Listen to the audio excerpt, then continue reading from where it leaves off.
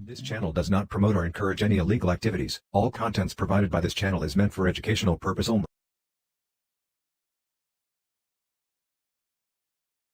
Let's have a little bit of this. I got the big Bob Marley joint. Look at this. Here, try this. Carl, I really don't do this very often. You're gonna love this. Is dynamite hack. Watch out for this. Maybe one drag on that. Say you're in a Caribbean bungalow and you're kind of high. An exotic woman on the bed.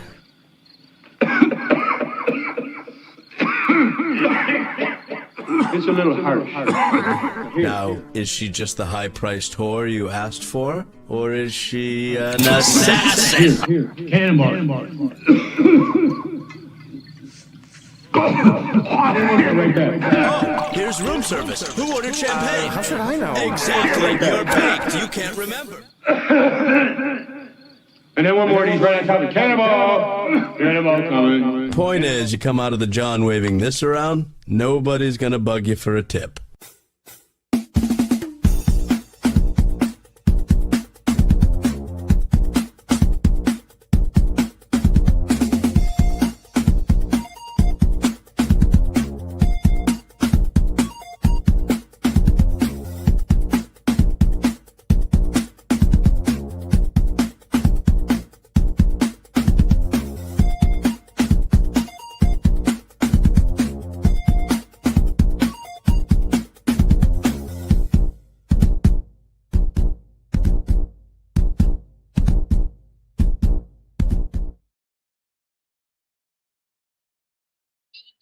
What is up? Oh, Hippie. Look at Hippie doing business. The daughter. I'm so busy, I got a business call. I was explaining why I was on the phone. All right. What? Oh, hey. Let's we'll both be off camera for just a sec. Let me light this motherfucker. What is going on? As everybody keeps in, we got 18 good motherfuckers right off the rip pipe. Hippie, I muted you because you were giving a fucking social security number. Are you good? Hopefully he muted himself. Okay. Oof, Jesus Christ, I was in the middle of taking that hit. I was like, oh, fuck. Oh, it's great OPSEC. Great OPSEC. Oh, Jesus Christ. I have to take out the beginning of that. I don't think we got. Anyway. All right. So Bustamante, Bussy, aka Gayson, motherfucking God, man, taking that without the water was harsh. Hold on a second, guys. I gotta go fucking. I'm gonna put that with water.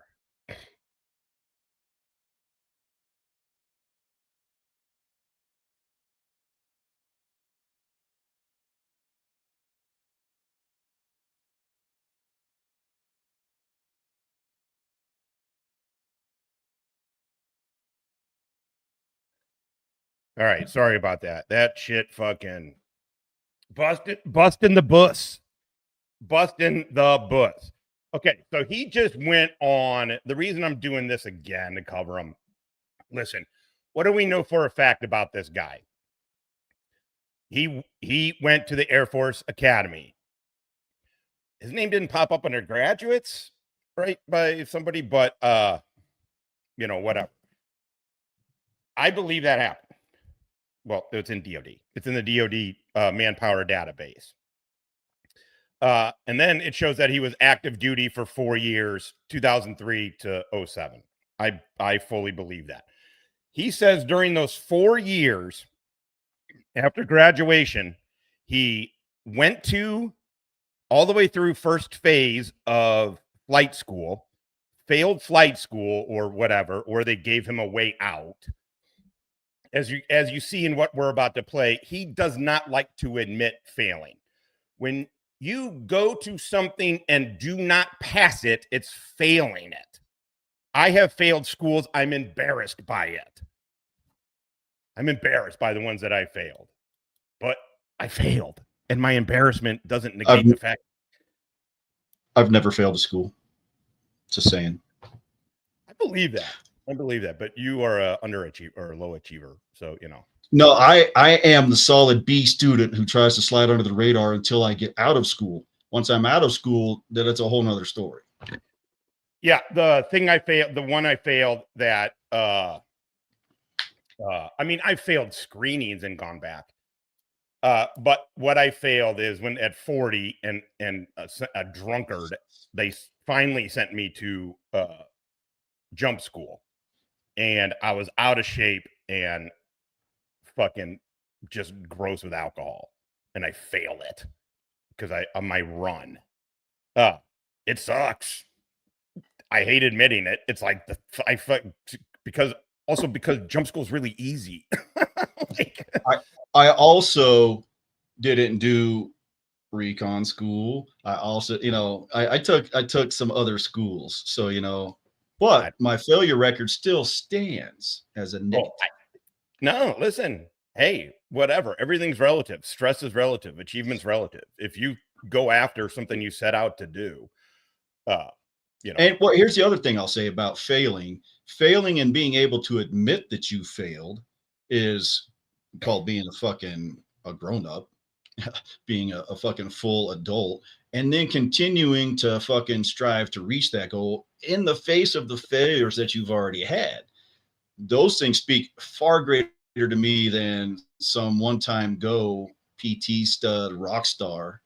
You know what I mean? It's that determination. It's that fucking conviction. It's that fucking study. It's that hustle. It's the PT. It's whatever it is that you got to do to get to that next level to make it a reality. That's far more impressive to me. But like you said, it builds calluses.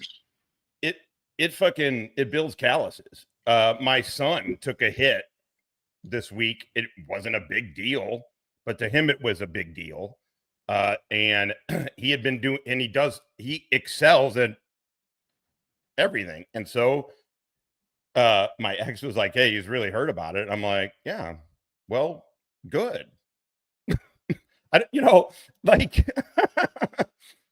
my failures. I'm not saying he should be hard on himself. I'm not saying he should be, I'm just saying, yeah, feel it. Hey, it doesn't feel, it feels better when you do good.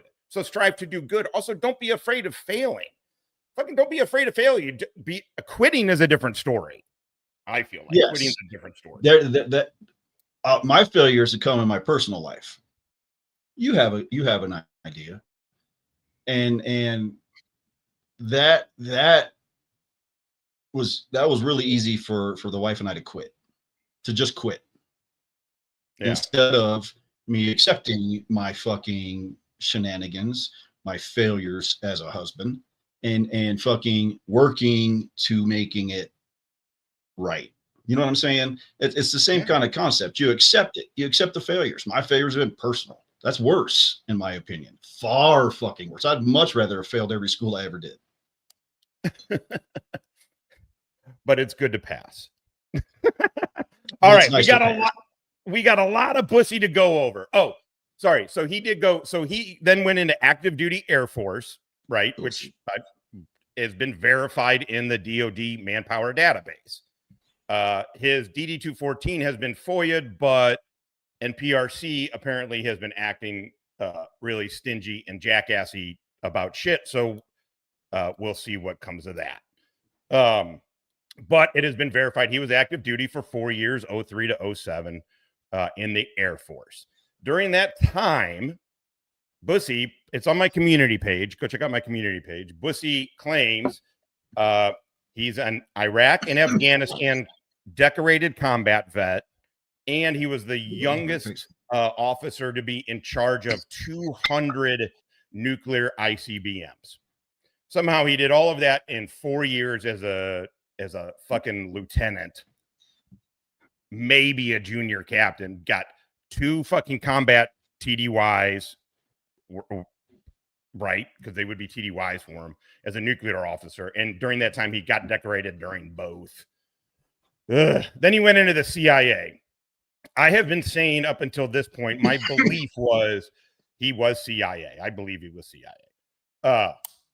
A lot of people get in. I mean, a lot of people don't, but you'd be surprised. And a dude like him, I could see initially them seeing the right kind of guy in it for what they were looking for.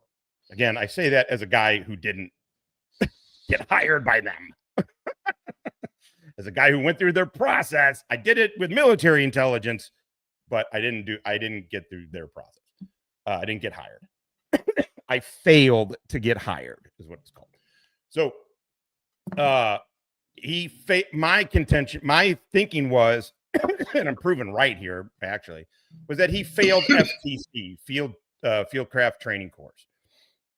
At some point they changed it to OTC for a little bit. I don't know what it's called, but it's the farm. It's what everybody thinks of as the farm, and it's what certifies you not only to become a case officer, but it certifies you to run certain kind of operations, right? To run certain kind of operations at a certain level in specific areas. Basically, if you graduate through the farm, and the CIA is not the only people who put people through the farm, but if you graduate through the farm, you can operate in anywhere. That doesn't mean you're going to get authorized to operate anywhere, but it means you're certified to run operations in different environments.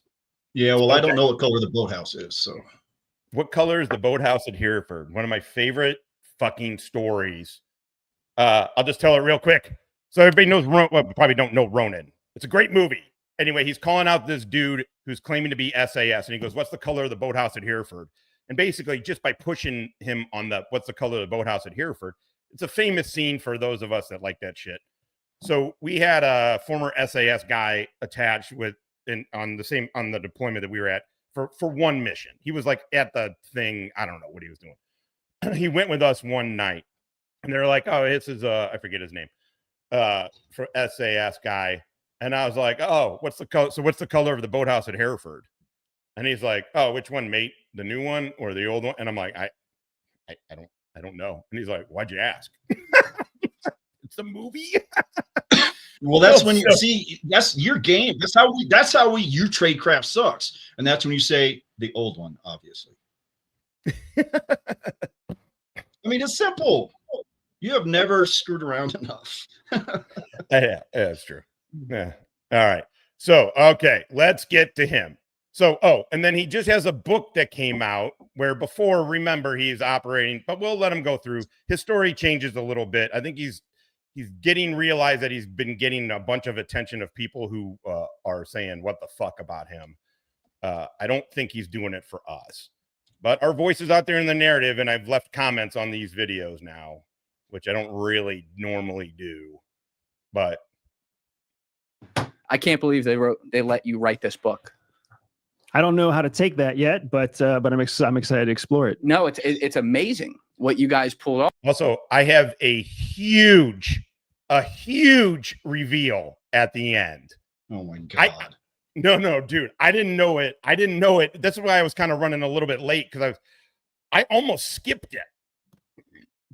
This host, I think, is sensing that Bussy is playing fast and loose. Let's just say, is bullshitty. I don't know what the best way to off, but like I feel like this is like a manual as to how to stop it now in some ways. So it's been a challenge. It's been a challenge in so many ways, man. 3 years ago, that entire book was deemed a classified document by CIA. So it's taken 3 years of fighting, debating, and wrangling before they finally let us release it. And the only reason they let us release that classified is bullshit. Yep, exactly. Stamped. Top bullshit secret. Honestly, what I think, I'll explain as we go through. We threatened them with a First Amendment lawsuit because of what happened inside the book. Technically, if they didn't let us release what we wrote here, it would have been. I'm sorry, Richard AT. Good to see you too, man. Miembro por 22. Discúlpame. 22 meses. Shukran Jazilan. Everybody shut the fuck up about the Iranians. They're listening. Your Spanish is as bad as your English. Did that lawsuit get settled? I didn't fail language school, but it wasn't for Spanish. But you were a fucking goddamn embassy guard in fucking Argentina where they speak Spanish. Venezuela. Married a Latina. Caracas. Yeah, the ex was British. Her dad was a British diplomat. Wherever. And her mom was Peruvian. Shh. Hey, Coke Dog, what's going on, man? To the suit. Yeah, we long story short, we took it to an attorney. The attorney understood the claims and the situation that the book details, and the attorney had a backdoor channel conversation with us. I'll pass. Good afternoon, Dirty Hippie SV, and the best chat in the family on the internet. Hell yeah, I agree. I agree. I love hanging out with you motherfuckers. I do. Backdoor channel. Well, most of you. I'm on show with one that I'm like still, still in the feeling out stage. Yeah, Josh hates hanging out with himself. A back channel. Back channel's way better than backdoor. Right. Back channel conversation with CIA. We're CIA. Which, by the way, here, this is, again, you can take it for whatever it's worth, but this is different than the story he told before that his wife basically muscled him into it. Again, I mean, is this a big deal? Are the details really that? Yeah, it kind of becomes death by 1,000 lies, by 1,000 paper cuts with this dude. Also, my back door protects my back channel. That's how that works. About him. Yeah, I said, you know what? We're just going to release the book then. Well, there's one really disappointing part about the book. You couldn't write the name of the fucking country. I've been waiting for this for years. Yeah, I know. By the way, fuck you. I say eat a dick and continue to enjoy your dick eating experience. That was a burner. Years. That was a burner. So they told you couldn't do that? There's actually so much about that story that because the CIA review board gets bullied into releasing shit. It doesn't work this way, guys. Is true. Also, I realized another thing that he does is he uses the review board as cover and shield, basically as a shield to say, hey, CIA reviews everything you create, whatever, blah blah blah, and thing. And so what he's saying by that is, if I'm talking to you and I'm on these podcasts, CIA has reviewed, vouched for, and backs up what I'm saying. It's all true. It's all true. Yeah. Like okay, so let me go back. We grew up in the 70s and the 80s. Okay. And at the end of the day, we were raised to never trust anything the CIA tells us. Ever. Right. So why would the CIA vouching for this jabroni's fucking book have any positive effect on me? It wouldn't. Now, I mean, maybe the following generations didn't grow up in that era or that environment. Maybe they don't have the same concept. But I don't think the CIA has ever been a trustworthy agency. It never has been. Look at this. God damn it. God fucking damn it.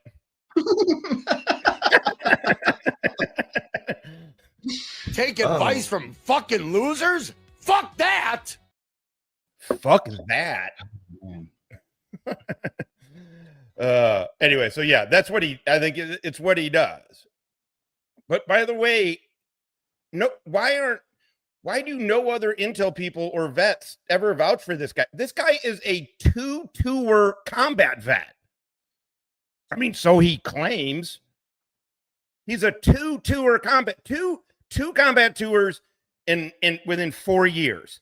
4 years that included going to flight school, going through first phase of flight school, failing out of second phase, getting retrained by Google, I'll believe him, retrained as a space missile guy or whatever, and that's a 3-month course according to Google. So he's wasted probably just shy of a year just in training. So in 3.5 years, this dude did 2 combat tours. He never talks about it though. Talks about CIA all the time. Truly classified that really truly couldn't be shared. So even as excited and impressed as you, it's a cult of the OSS, baby, Mr. Nobody. Go check out. I don't know if they still do shit.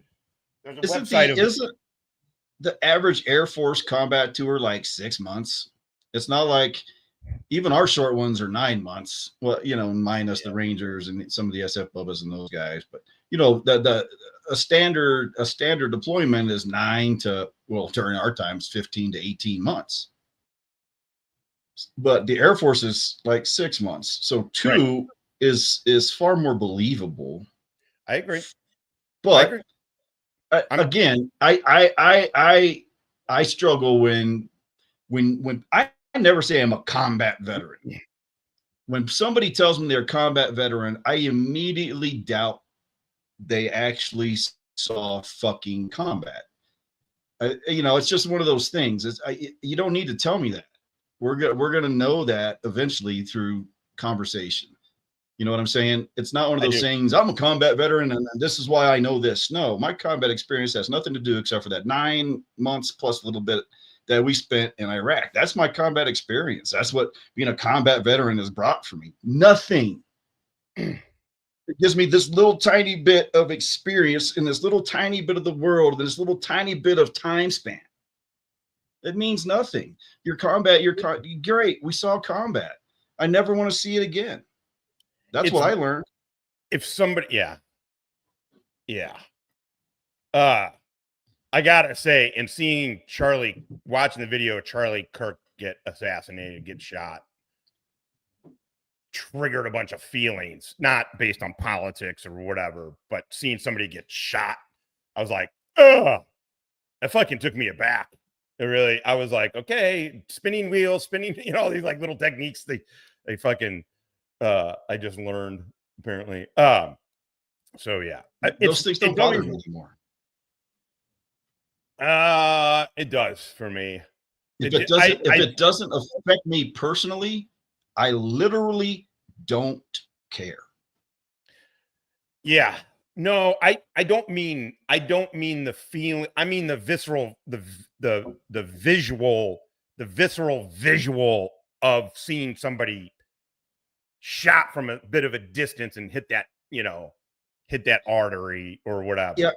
I don't know. I've seen it. I've seen so much of it that seeing it on TV is nothing. It's like watching anything else I watch. So, I know what you're saying, but in my life, seeing people shot up close wasn't like abnormal. Being up close and personal to it. People being cut open with fucking kitchen utensils and smashed wide open with fucking cars. And, so the shock value of those kinds of things on TV are ineffective to me. I see it and I'm like, yeah, it sucks. And what I start looking at is, all right, this is the mind that I have, is I noticed the pattern of the compression of the air coming in when he got hit. So then I'm looking to see, okay, so which way did the round come from? And I start watching the physics and the dynamics of the event. That's what I see. That's where my brain goes. It goes to the science. Yeah. Maybe that's a predictive measure. No, mine immediately went to hypervigilance. You're not safe anywhere. There's a validation of my of shit I'm trying to tone down. You know what I mean? That's where my brain went. Yeah. I mean, not in a bad way. I mean, it wasn't a bad way, but I mean, it didn't. I'm fortunate now. I feel like through cannabis, through therapy, through the shit that like I'm in a spot now where I can feel it. So I stay away from shit.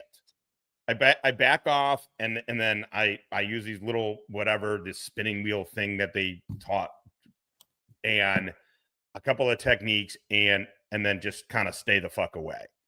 And before I would have used that energy and got on YouTube and probably been drinking. I remember. Maybe, not probably, but maybe been drinking. And if it was a couple of years ago, it would have been fucking whacked out on speed that they gave me. So anyway, all right, let's get off of that. Let's get back to this motherfucker. How the fuck did we get on that? I have no idea. It was me that brought it on it, and I don't remember. I don't know. I don't either. Yeah, it was a lot, man. It was a lot, but I didn't want to. I stayed away from coverage of it. And well, at the same time that was happening, just 20 miles down the street, there was a school shooting in a mountain. You know, everybody keeps saying Denver. It's up here in the mountains. It's a mountain high school. You know, it's so, you know, yeah, I got it. I get it. And that impacted me far more than what I saw on that other video with Charlie Kirk. Yep. Oh, none of it good, man. None of it motherfucking good. None of it good. All right. You are with what was shared. There's so much more. Not even with your friend Julian. You're not going to tell me. Oh yes, it's not you that I'm worried about, man. Now, okay, I have timestamps, so don't worry. Let's see here.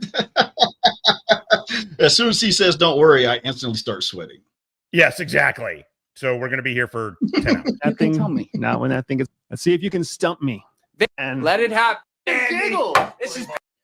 So what this staff officer, non-case officer, non-FTC certified qualified success story claims he's been seen interrogations and I mean he's probably had video, but if you're not doing counterterrorism, payback. This is payback. He claims he was in these things. Oh man! So he helped them do some kind of fake waterboarding shit. All right, let me skip ahead here. Oh, it's like, but we'd say some you on the other end, like how much for us it was like, or you know, I don't know how it felt for you on the other end, like how much you were just like in character, or you know who you really are, whatever, you know. But for us, it was just like unnerving because it's like, damn, he's really not gonna break at anything. Well, I didn't know. I wanted to give you guys as close to the real experience as you could get, and people say, "How would you know that?" They all sorts of. You worked interrogations. You even work. I don't even mean black side interrogations, Bussy. You did interrogations? Where? I remember. I want to say that I remember him saying that he was trained in interrogation techniques. Oh, okay. He was. He's definitely said that. We are gonna watch this real quick. Before we get into, I got notes, motherfucker. That's why I was late. I got a 4-page. You wanted targeting? This is when you fucking start getting the fucking targeting-tism fucking acting up, and it's like wonk, laser focus. The fuck are emails? He has notes that are written down on lined paper, 3-hole punch, and probably in pencil. Pen. No, pen. Pen. They're in purple crayon. Goosebump. Oh, shit. What is going on? Glad to see you. Glad to see you. I like this woman. She got balls. I like that. Okay. So for what we are about to watch, Sean Ryan is going to, his company is probably going to copyright it. So what ends up happening is they let you play it. Like they don't strike you, but you can't monetize it. So if you are watching this, I'm going to go to, just type in Bustamante. It's from 2 years ago. Bustamante, Sean Ryan, and just go through it yourself. But if you're watching this on a rewatch, I'm going to cut this out so we can monetize the video. That kind of shit. All right. But this is his story of CIA. There's a big emphasis on outcomes. First. So you got in. What did they have you doing? So that's where things start to get kind of sticky. And by sticky, he means where he's about to fail a school and then start lying. This is what this motherfucker means by sticky. Yeah, usually when I say that it's a little sticky, it's because I'm bullshitting. And I got to remember the right details. Or yeah. And it's like, do I want to tell you? That's where it gets a little dicey. Yeah. Oh, we don't talk about that. Got in. I became a member of the National Clandestine Service, the NCS at the time. It's now called the Directorate of Operations. Goes back and forth. I came on board through a program at the time that was called Sorry, I pulled Spirit Hunter up and then fucking totally, completely motherfucking forgot. Spirit Hunter 1 This is the Freelancer 37. Roger that. I got 5. We got 5 Hellfires. That doesn't make sense. 5 Hellfires. Fucking doofus in the Grove. Smoke them if you got them. Eagle 1, first strike. You have permission to engage the target. Shit. Good luck, motherfucker.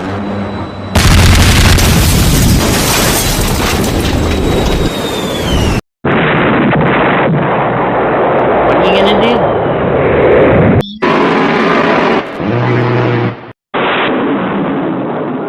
How about you navigate these nuts, motherfucker? That was my first. Good shooting, Spirit Hunter. Ground team moving in. Let's clean up this Bussy.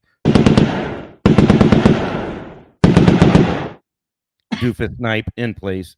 Roger that. Take that motherfucking shot.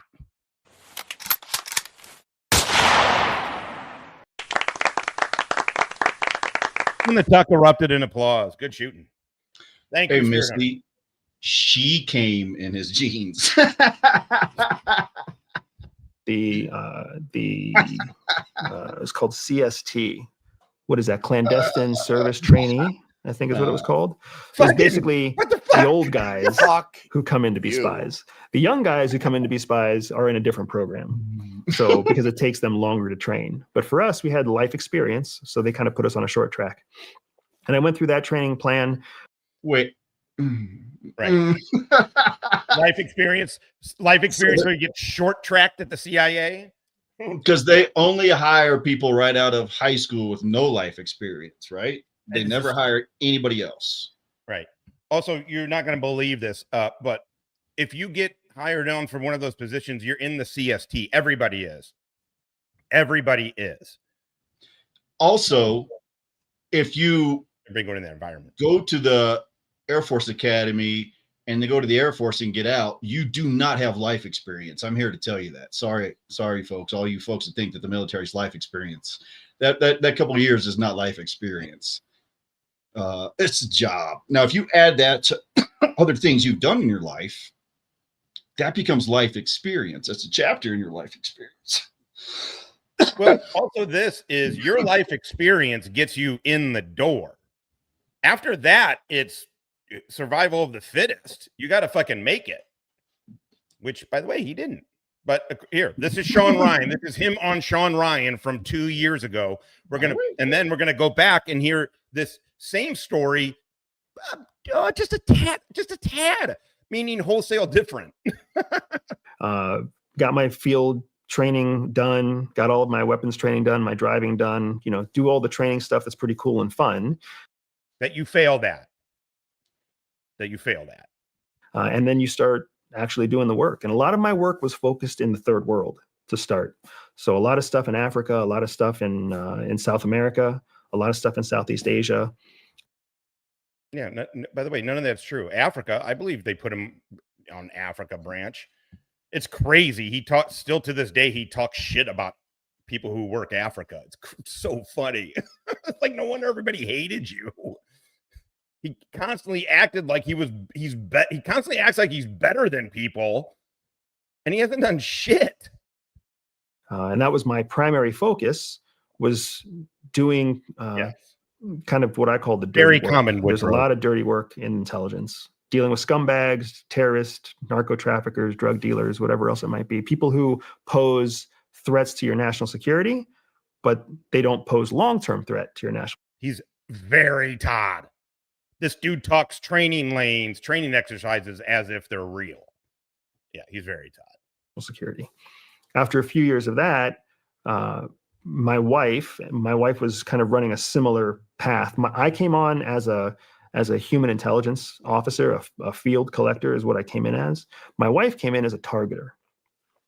Difference is your wife succeeded as a targeter and you failed as a case officer. You failed. You didn't fail as a case officer. You failed to become one. You failed to become that human collector, which I was. Not CIA. Military. A targeter is a different skill set, but still in the same NCS, the National Clandestine Service. Now, after we met, and started dating, and that's which, by the way, they tell the story now that they met when the whole CST cohort was meeting in the auditorium to begin their onboarding. They met at onboarding. That intramural relationship isn't as uncommon as some people think it is. But after we married and started dating, there was an issue that popped up at CIA that's still very sensitive. I'm in the process of trying to get myself clearance from the agency to talk about it publicly.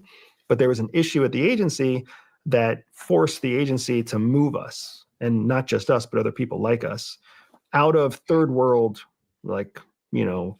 garbage slinging, and into something called hard targets. Hard targets are those targets that pose a long-term threat to the United States. Yeah, that's not what hard target means, by the way. It doesn't. He is talking about hard targets, but that's not what that term refers to. North Korea, His Russia, wife has a hard China, Belarus, these countries that pose a long-term strategic threat to the United States are called hard targets.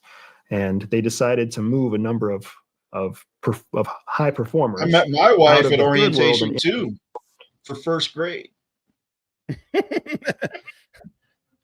That is really cool. It's really cool that you guys have known each other for that long. It's just really. God, I'm not sure she agrees with that most of the time. I was just about to say, the more I think about it, I mean, or I shouldn't say more. Each time I think about it, I'm like, she's a fucking saint. How in the fuck? Well, you got to understand, if somebody can stay with me, it's not necessarily sainthood. Well, yeah. Sure. Her tolerant. I can't believe she's. Well, you have to be somewhat like me in order to be able to live with me. Sure. Yep. No, totally get it. Into these hard target jobs. Strategic threat to the United States are called hard targets. And they decided to move a number of high performers out of the third world and into these hard target jobs to fix the mistake that they had found themselves in. I keep asking her to. So according, just kill me. Just smother me and tell them the dog slept on my face. They'll believe it. He's a big fat fuck. This YouTube's killing me. End it. There's too many doofuses. There's too many lying doofuses. No, I went to Africa. Look, Africa was it wasn't the cool thing. In 2011, when I switched from Afghanistan, I came back from Afghanistan, got hired on Africa branch. And Africa was the place, it was the motherfucking place to be. Nobody's watching what the fuck you're doing, and dudes are getting into some shit. And nobody's fucking watching. My brother was country officer for Niger and Nigeria before the army took it, back in the early O's when we were in Iraq. So he said the same thing. Back then, it was wide open. It was their playground. They wanted to get into Afghanistan, but they had the entire he had Niger and Nigeria, just him. Yeah. So I'm just like, I've never been to Africa. I'd love to go to Africa. Nigeria was not in my portfolio. Niger was. They skipped. Nigeria was one person had it for us. Also, he was CIA. He can say it. It's fine. But this story from 2 years ago is way the fuck different from the one we're about to hear. So he just said that they were doing this thing where they were pulling high achievers out of the field in shithole places, according to him. Because at this point, he's been operating covertly. It's clandestinely, by the way, but whatever. He says covertly. Operating covertly in Southeast Asia, South America, and Africa. Okay. What was your portfolio for that? Counterterrorism? Like what were you doing? I'll tell you what they're doing is they have you bounce around to different fucking places to see where you fit in. That's what it means, which it means different regions, different jobs. Hey, this is what fucking irregular warfare does. This is what Africa branch does. That's the kind of shit. Military intelligence, we didn't do it quite that way. I don't know if DIA did, but Army Intel didn't. And that's how my wife and I ended up getting moved out of our roles doing third world work into roles doing very strategically relevant work. And that's where we ended our career.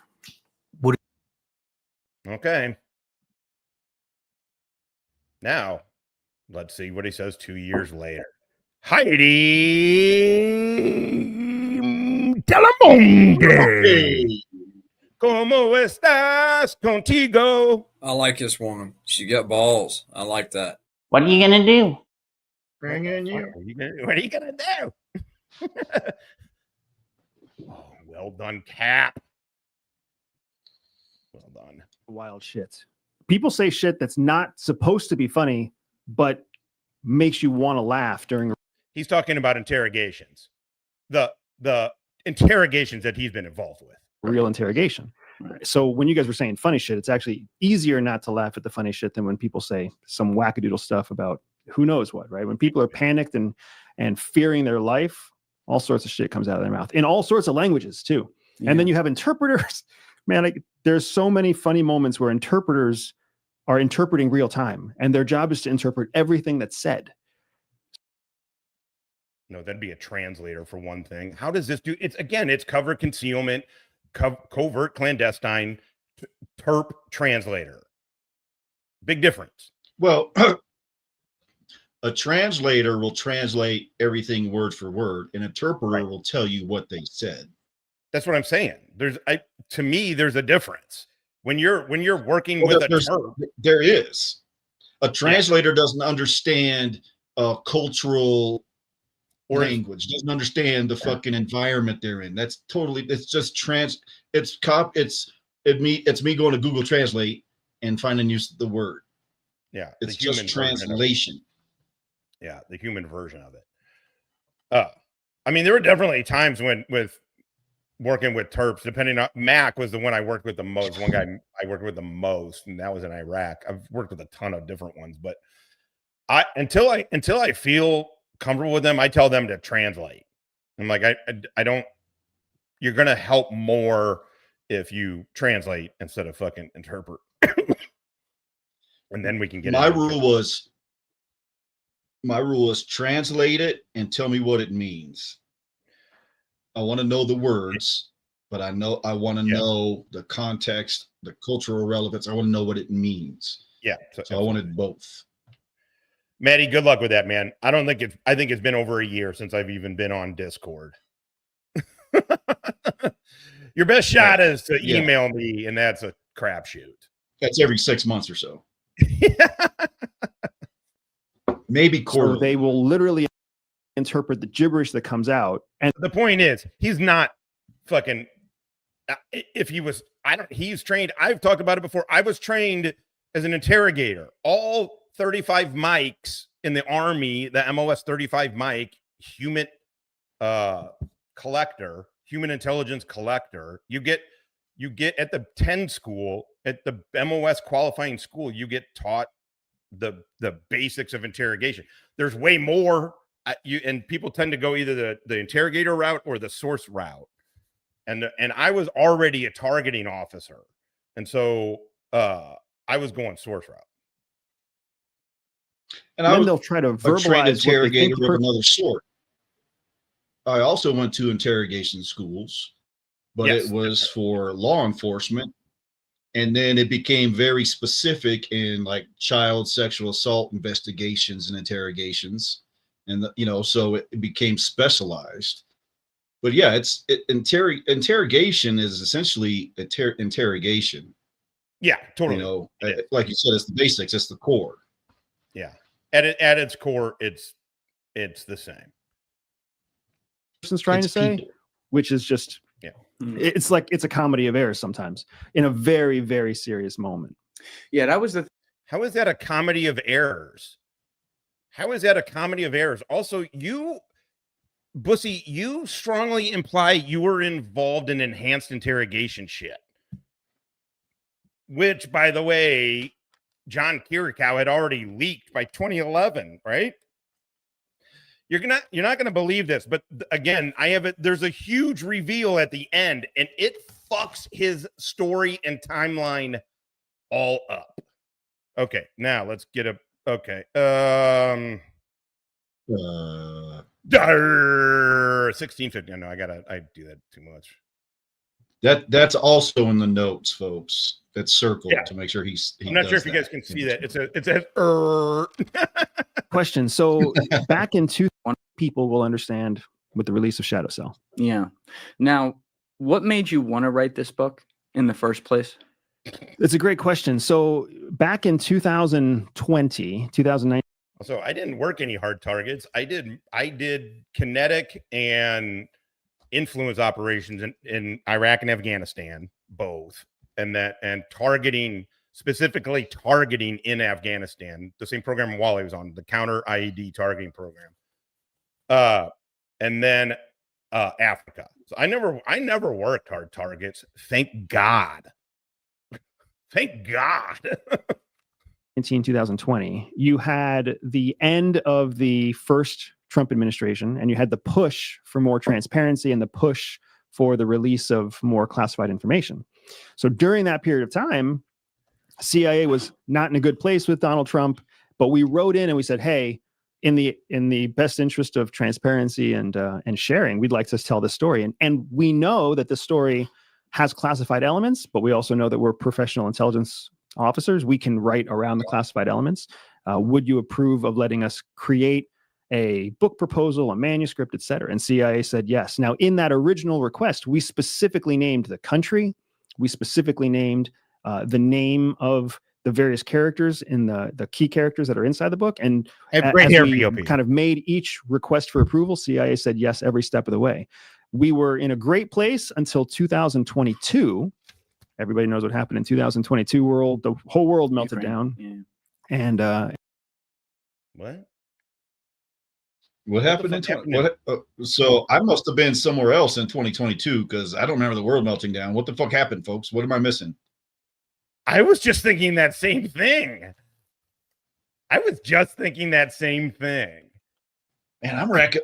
I know I've been sick, and I was really sick in 2022. But I mean, I was still aware of the ongoings of the world around me, and I don't remember anything. It was the first summer people were out after the COVID nonsense. Really, business was booming at the restaurant. What the fuck? I don't know either. I'm laughing at VOP. Fucking motherfuckers are roasting me today. Everybody's on. It's funny. Fuck you guys, but it's funny. I say eat a dick and continue to enjoy your dick eating experience. Oh, Jesus Christ. Okay. This is how detached and how little I care about things that don't involve me or mine. The invasion of Ukraine. Is that what he means? I'm assuming. I'm guessing. I mean, I'm Googling what and a major focus was the Russian invasion of Ukraine. I mean, Roe v. Wade was overturned. I mean, the world didn't end, bro. We're still here. Also, none of that has anything to do with classification and how they classify it, how they release it, what they release. It has zero to do. The CIA changed policy based on Ukraine. Come on, man. None of this fucking even makes sense. And then CIA came back. They had received our manuscript in January of that year. And they came back in March of that year and said everything in this manuscript is classified. I remember because I met you in March. That's pretty much what it was. What the Google? Hey Siri.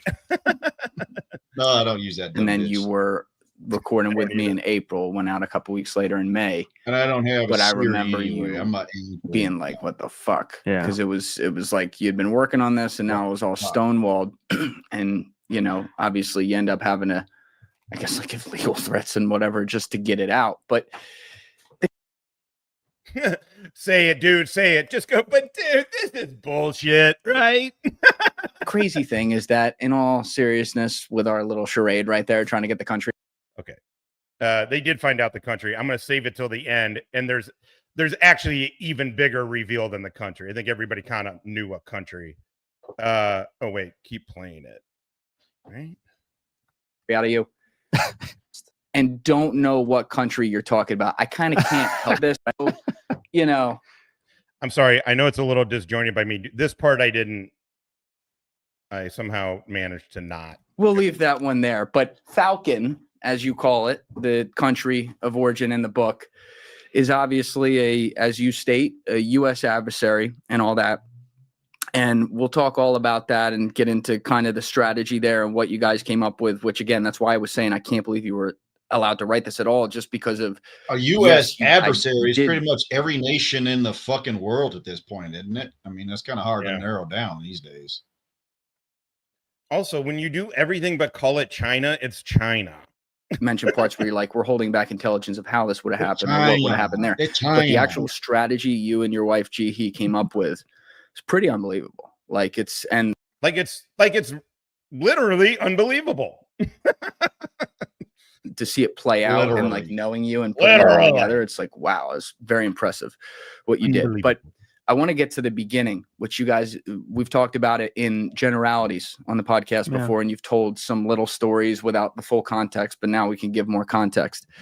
You've talked about many times you were at the Air Force. We've gone through all that part of your life, and then you applied to the Peace Corps. By the way, that part of his life had 2 combat tours. He's a decorated combat vet during 4 years of his life. And he's like, Air Force. Again, it's not me. Like, you don't have to trust me. You could trust his own stuff. Google his bio. It comes up. Here is this. Boom. Again. I have never in my life claimed to be a decorated combat veteran ever, even though by definition that's what we are. Right. But I mean, that's that kind of you sound like a douchebag when you do it. Yeah. And then you tell me, oh, I was a nuke officer in the Air Force. Okay, so your combat tour, I got it. I'm not downplaying that side of the combat deployments, but we're not the same. Right. It's not the same. And I'm not trying to be uppity about it. But if you want to start trying to throw down this claim that I'm a decorated combat veteran, right, and use that as part of your brand rift and to make money, then I do have kind of an opinion about that. And I think that if you I need you to explain to me what your decorations were for in combat. Yeah.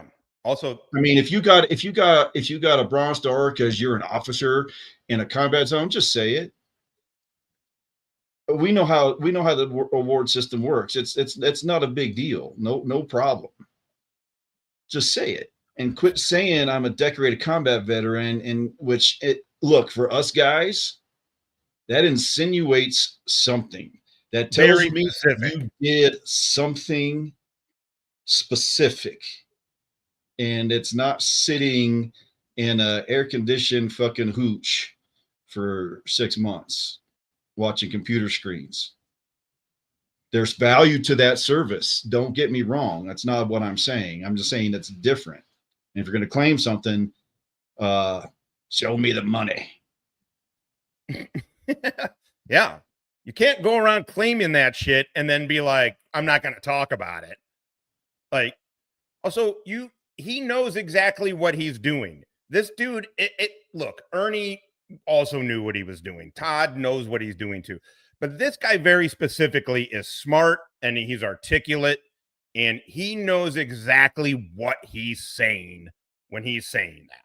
He knows what that's supposed to be. He is very specifically wants people to think that he has been in direct combat and come away with awards from it. I essentially wrote a memoir on Facebook about our tour, my experience from my point of view. And I never in there said anything about being a decorated combat veteran. I never mentioned being a combat veteran. I told our story, and I told it in front of everybody so that everybody that was with me could see it. So it was out there, and they all chimed in. You know what I'm saying? There's no hiding it. It's not a brag. It's about fucking getting stood off your chest. It's about sharing the story that your buddies are never going to share. Their families deserve to hear that story too. They want to know. They want to know what we did. They want to know what we felt. And so I shared it with pictures and with it was like a diary of the deployment. Mm-hmm. I skipped the pictures, the 99.9% of the pictures of death and destruction. I told the story, but I skipped those pictures. But you tell it. It's not like, it's the CIA that led you to the CIA. That helps build you for those types of missions that you're going to go on in the CIA. If you have actual combat experience, if you've got the toe-to-toe, the face-to-face, I'm in the country, I'm doing the goddamn thing. That means something. In it, he's doing it to make money. He's doing it to make money. I wonder if he told his, the background when he's filling out his shit that he has those deployments. Probably not. Where you wanted to have 10 sex and whatever with hippies and help people. Hey, whoa, easy. You and your little phone. I like this woman. She got balls. I like that. And your cute little muscles and your fucking gay ass fucking hairdo. Easy on the hippie shit. There's a lot of hair going on that podcast over there. I'm opposed to dildos. No, it's interesting. Sorry to go back to it because I shouldn't have gone away from what I was thinking with it. I couldn't read a lot of what you were putting up because it's too visceral. It even though that was your stuff, you know what I'm saying? But it just everything was like bringing me back. Saying. But the point of doing that also is what you did on with that is what storytelling, what combat vets, what dudes do like us telling stories is not braggart stories like podcasts. It's like, here's my story, build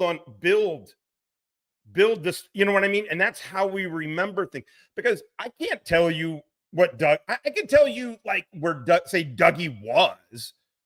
I think on that, I pulled the trigger fucking once, right? I believe I can always tell you where Dougie was like geographically, but Dougie's experience with it is different. You know what I'm saying? He's got a whole thing. And that's the point of it, is like to add to these things. I do it better through pictures. I don't like talking about the shit truthfully in detail, because it starts getting me into places like I'm like, fuck, man, I'm starting to fucking, but like I'm a combat bear. That's why I took all those pictures. My point was, my dad died when I was 18. I have every one of his Vietnam pictures, and I know very little about any of them. I got all of my Uncle Leon's World War II pictures, and I don't know shit except for the couple little scribbles that are on them. You know what I mean? I have that visual story, but I don't have the story. And I didn't want my kids to not have it. Or my mom's, who's still here, Ed's mom, she asked me for the write-up in the pictures and all that jazz. The pictures are great, but what do they mean? What's behind Ed laughing? Why are you standing next to this dead, rotting corpse of a fucking horse with your gun pointed at its head? I mean, why did I just laugh at that? Because you can picture it, and you're like, yeah, why did we do that shit? But we did it. But that's why I wanted to write it. But I was in therapy, so I was in therapy every week at that same time. My son was in Iraq at the same time.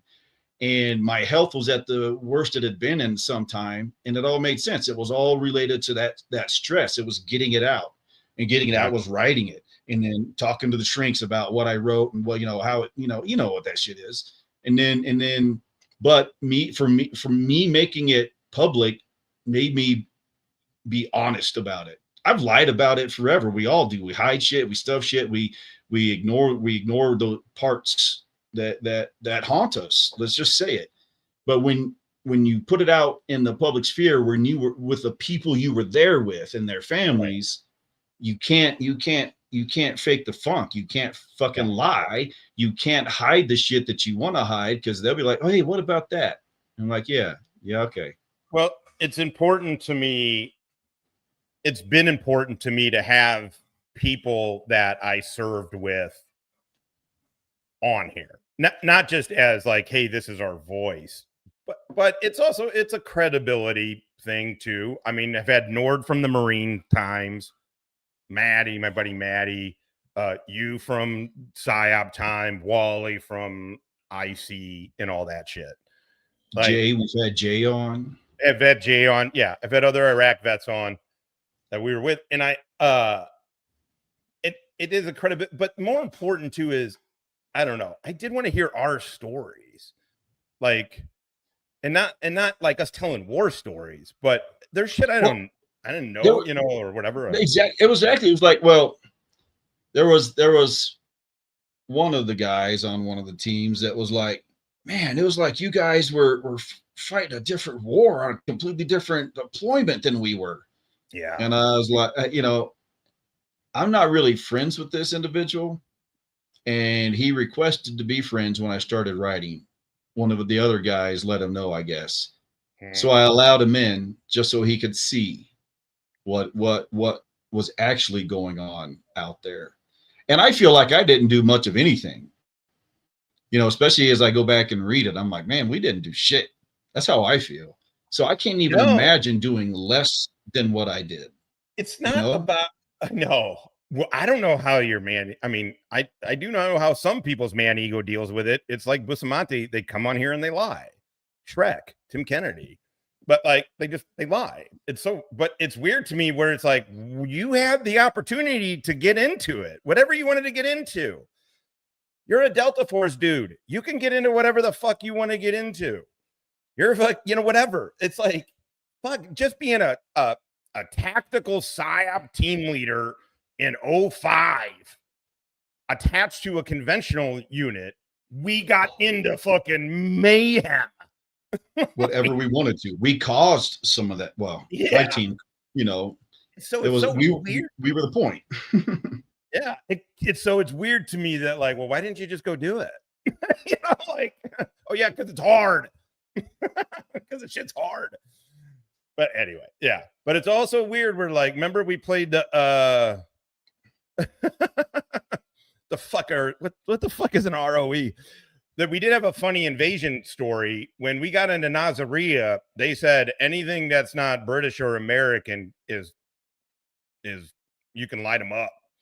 And because Nazaria was kind of a thing. And then I forget what city we got to next. The next gunfight we got into, you can hear everybody yelling, hey, are we in Nazaria ROE? What ROEs are we on?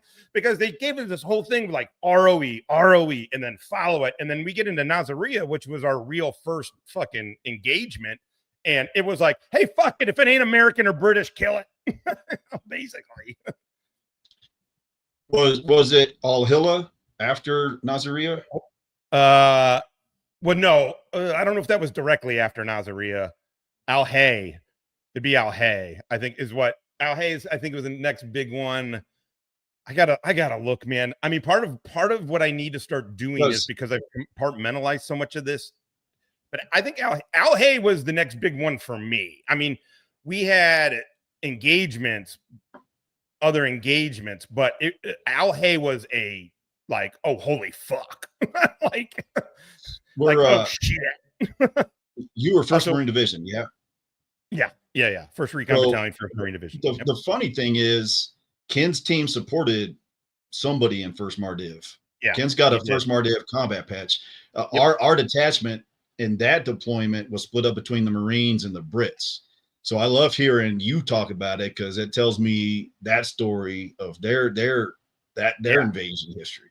Yeah, no, if he was with one more div, I forget what unit I think it was like headquarters initially, and then they put him out. No, he was in the mix. Fucking top. I know what the fuck ROEs is. That wasn't the joke. The joke is that we had free reign. I got it. I know. He's old. This fucking MP motherfucker. Shut up and sit down, you big bald fuck. All right, let's get it. It's big, bald, BALLED. Want to have 10 seconds with hippies. Hey, listen, it's a good thing. Good thing to have. But anyway, so they intercept you and they give you a message that's like, you may qualify for other parts of government service. Wait for our call. Boom, boom, boom. Someone in McLean, Virginia calls you. They get you on a plane. They bring you out to tell you it's CIA. I'm good so far. Yeah, good so far, man. Okay. And let's go through everything you did there and then how it ended, because it ended up working out amazing for you, but it was a real challenge, like in your life. You know, one of the things that I'm really excited about with the story, part of it is like cathartic. It's like a form of therapy, writing your own memoir, because you have to face your own demons, you have to face your own hardships and live them again, and then fucking dedicate them to words on paper. Right. It's not a fun process, but it is a healing process. So there's a part of it that's personally redeeming, but then there's also a part of it that's professionally validating. You know, he probably knows how to heal. I've received so much criticism. These nuts. How about you navigate these nuts, motherfucker? That was my first. Honey, I'm home. Had that meeting with the gangster. Had that meeting with the gangster. So much hate, and so much anger, and so much doubt. Like there's so much negative energy, vibes, whatever you want to call it, that comes from the internet and from CIA. That comes from the internet. Ooh, there it is. And negativity from the CIA. Say it isn't so. I know. So CIA is telling you, hey, shut the fuck up. Like you don't know what you're talking about. Shut up, dork. We're trying to help you out. I was just sitting with somebody. Yeah, for your own good, you need to stop lying. Shut up. 2 days ago, who had a contact that's active duty CIA. And they were like, hey, let me ask this contact of mine about Andrew Bustamante. And when they mentioned my name to the person that's still inside CIA, and who the fuck knows who that person is? That person could be a 2-year officer. That person could be a 12-year officer. Mm-hmm. But when they were like, hey, what are your thoughts on Bustamante? Apparently the person in CIA was like, oh, fuck that guy. He hasn't done anything real. There it is. I didn't hear this. By the way, he is talking about a fucking retired case officer who is like on the spot. He's involved with the spy museum shit. Who's spent a lot of time training at the farm. And I was watching another podcast because all I do apparently now is get fed Bustamante on podcast. Called and said, and the guy's like, oh yeah, no, he's CIA, but he didn't do shit. I never trained at the farm. I only worked on the farm. But 400. Fuck you. A couple hundred head of cattle. Lots of hay. Why is he even out there on screen? Like, this is my validation, because here's the truth of it. Inside CIA, everything's compartmentalized. Mm-hmm. Nobody knows what any fucking buddy else is doing. So that is how he thinks he can get away with his lie. One person called in to somebody who has ties with Langley, and that guy said, yeah, he was CIA, but he didn't do shit. And then this guy turns it around and says, that validates me. That validates. No, it doesn't. Yeah, that just proves it was so compartmentalized.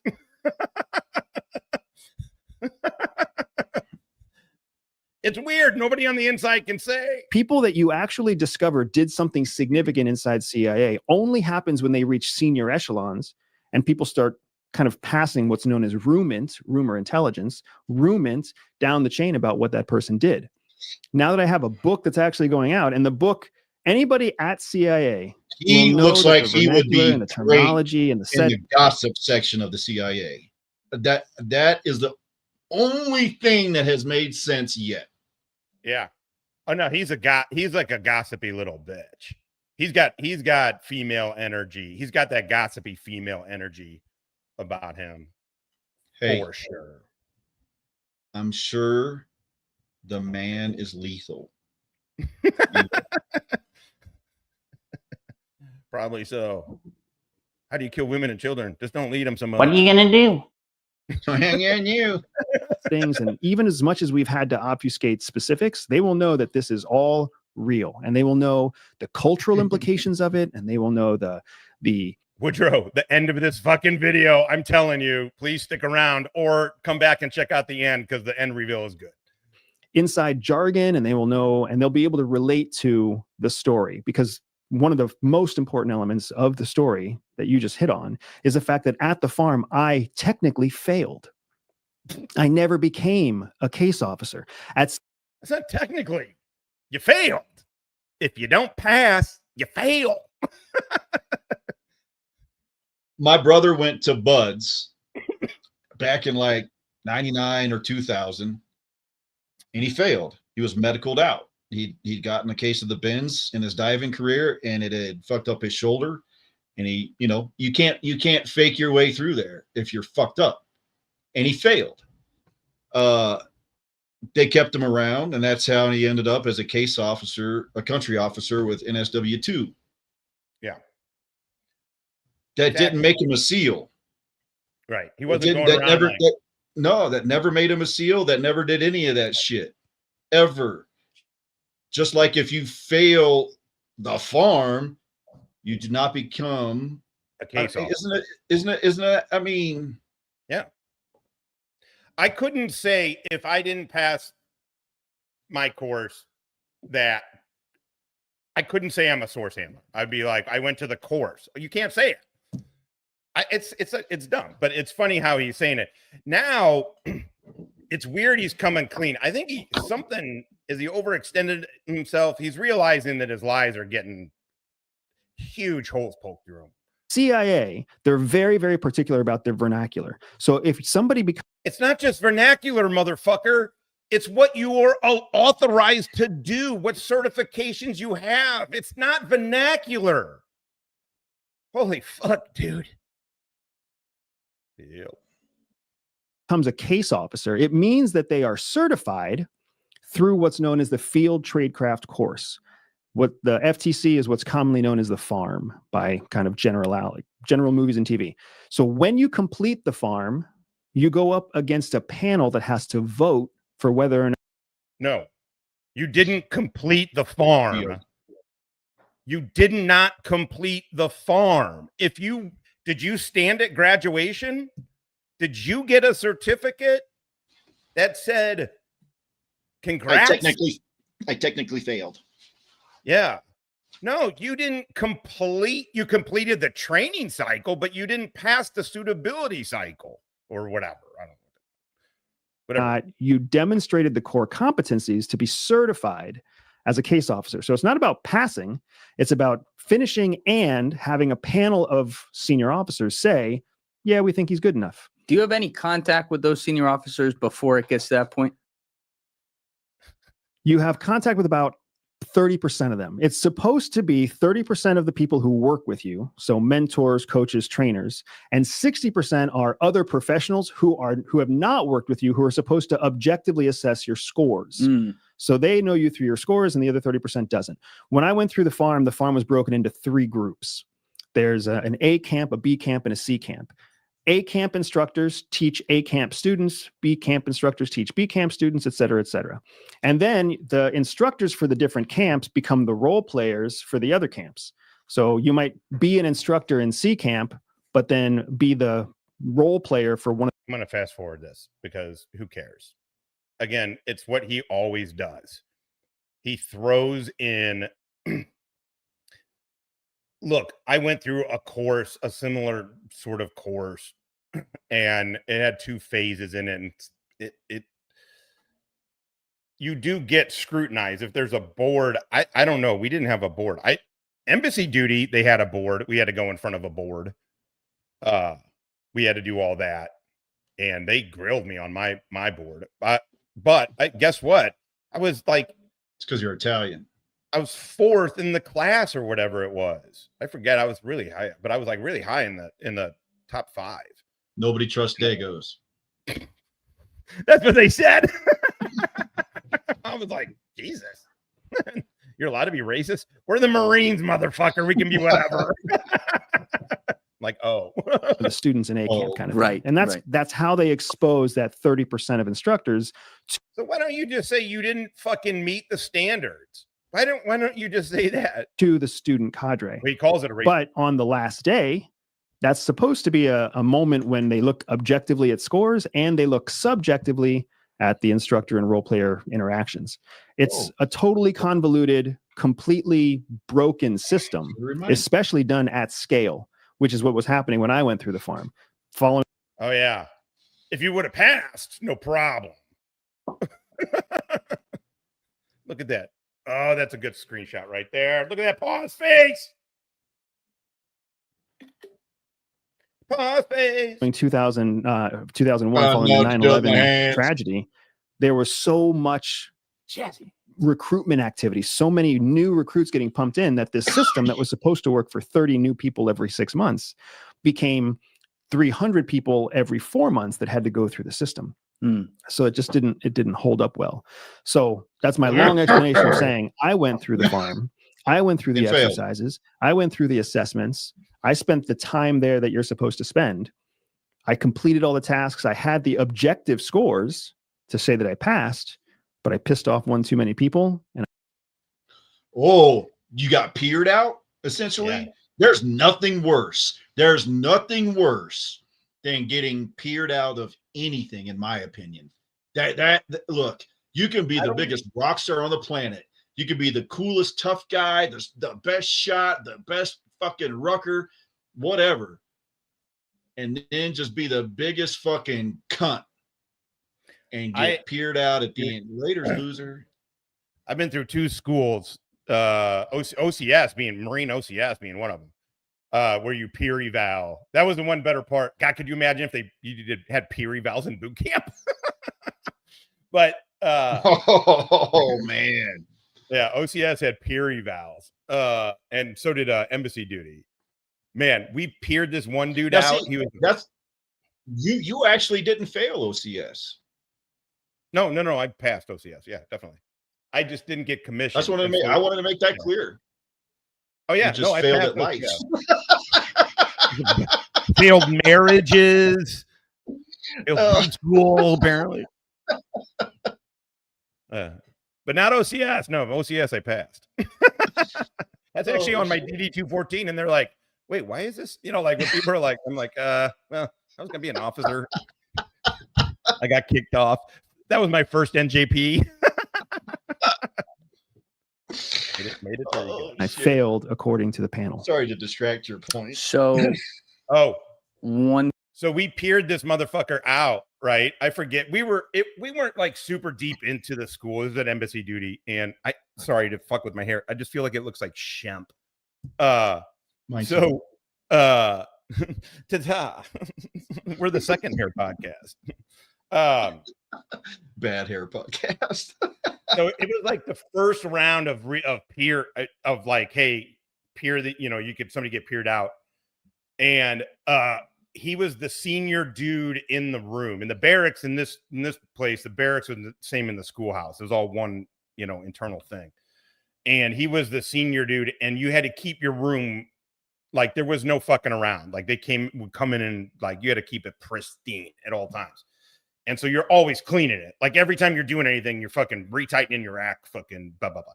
And this dude is just fucking laying on his rack. It was like right after lunch. We're like, hey man, we got formation here. We got class. And he's like, and he's kind of ignoring us. And we're like, are you okay? He goes, no, I'm not okay. You guys just peered me out. We're like, oh yeah, that's right. Sucks for you, buddy. Marine Corps does not give a fuck Dude, we were on final mission for recon, the Mojit thing. And final fucking mission. You're 2 days, it's a ruck, it's a whole deal, right?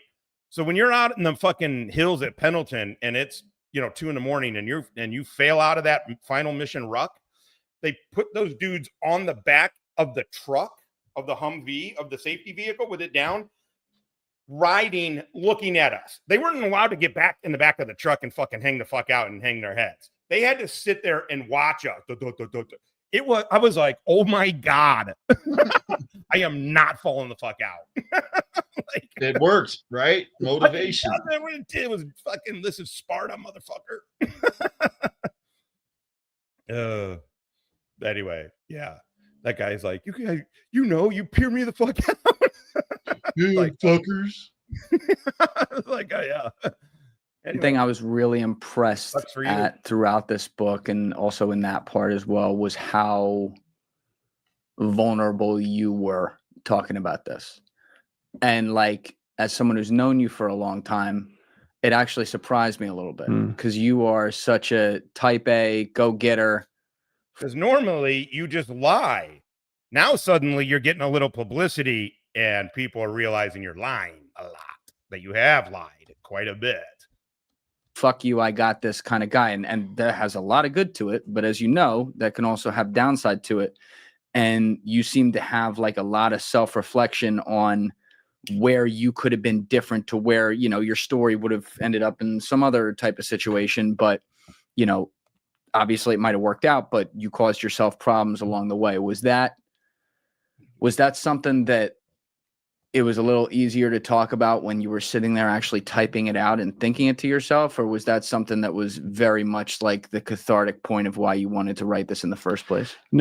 Andy, by his own words, first he told Sean Ryan he was a shitty soldier, but he told the former Action Guy podcast, go check him out, by the way, actual Marine vet, right? Anglo-Co. Seems like a good dude. No ego in that guy. That's my impression. And to be clear, the type A, the alpha male, doesn't even really exist. It's not even a thing. It's a made up thing. It was made up, as I recall, by heart doctors to try to explain the fucking phenomenon of male heart disease. Had nothing to do with the actual psychological world whatsoever. So whenever you guys, please keep using the type A, type B, alpha male, and all that shit, and beta male, because I'm just gonna keep laughing at you because that shows you're just not smart. Yeah. Anytime anybody says it right off, it feels like, oh, you're not. And where the alpha male, where the leader of a wolf pack, you will never find them at? In the front of the fucking pack. You know how wolves travel? They put their old guys up front. The slowest of the pack, the most vulnerable of the pack. You know why? Because the rest of them got their fucking backs. I mean, it's this whole fucking alpha male shit is just stupid. It's stupid. It's stupid. You can be masculine and have masculinity and all of that without this gay ass alpha male shit. Also, it stops. Just be a good dude. Be a good dude and go do good shit. If you see something you want, go for it. If for some reason you can't go get it, figure out how to get it. If that changes, okay, then fucking whatever. Like, just don't overcomplicate shit. Now, the point that the reason I wanted to write this happens more in kind of the last half of the book when we talk about the team that we built. Because the team that we built to execute, I like that. The Shadow Cell operation were just an incredible group of people. That's who I wanted to bring honor to. If anything, the first half of the book was just my editor and my agent saying that these parts of the story are required to tell a memoir type of story. Yeah. I didn't really want to hide it or otherwise. What I didn't want to do, and what I still never want to do, is make anybody think that I'm the star of my own story. Yeah. Whoa. Whoa. What? I don't want anybody to think this guy, Bustamante, has the fucking gall to be like, I don't want to be the star of every story. Are you kidding? Are you kidding? What did you like better? Performers, trees that are pose a long-term. As he's sitting on here talking about himself, and they decided to move a number of high performers out of the third world and into these hard target jobs to fix the mistake that they had found themselves in. Yeah. They pulled you out of the fucking field to go put you on China Branch to go fucking find a mole. Okay, buddy. Okay. I'm the fucking 2-bit comic relief of this story. I'm not the star of this story. No, you're the 2-bit part of the story for sure. Yeah. You're a 2-bit joke. You're a fucking joke, dude. That's what you the fuck are. And you've told lies, knowingly exaggerated either falsehoods or shady exaggerations, I guess. Right? I already use exaggeration and I'm high. I'm starting losing my vocab. And I'm like, I overuse the exaggerated. Oh, give me 1 second. I got to go back to my stoner point because I fucking went off of it and I just remembered. Oh, yeah. Yeah. Even though, by definition, you and I are considered combat decorated veterans. Yeah. We don't consider ourselves combat decorated veterans because to us, that means a very specific fucking thing. It means valor. Yes. It means valor. Yep. Funny. I was thinking that point too. I forgot. Yeah. No, when you say that, when you say I am combat like in a bio like that, that means valor awards. That's what that's what the fuck that means. Nobody would put that on there unless they're lying, and then they have to go back and do like what Blumenthal or I meant Vietnam era. It was Vietnam era. Yeah. All right. Technically, if you got an AAM in the combat zone, you're a combat decorated veteran. Yeah, I mean, I did. I don't consider that.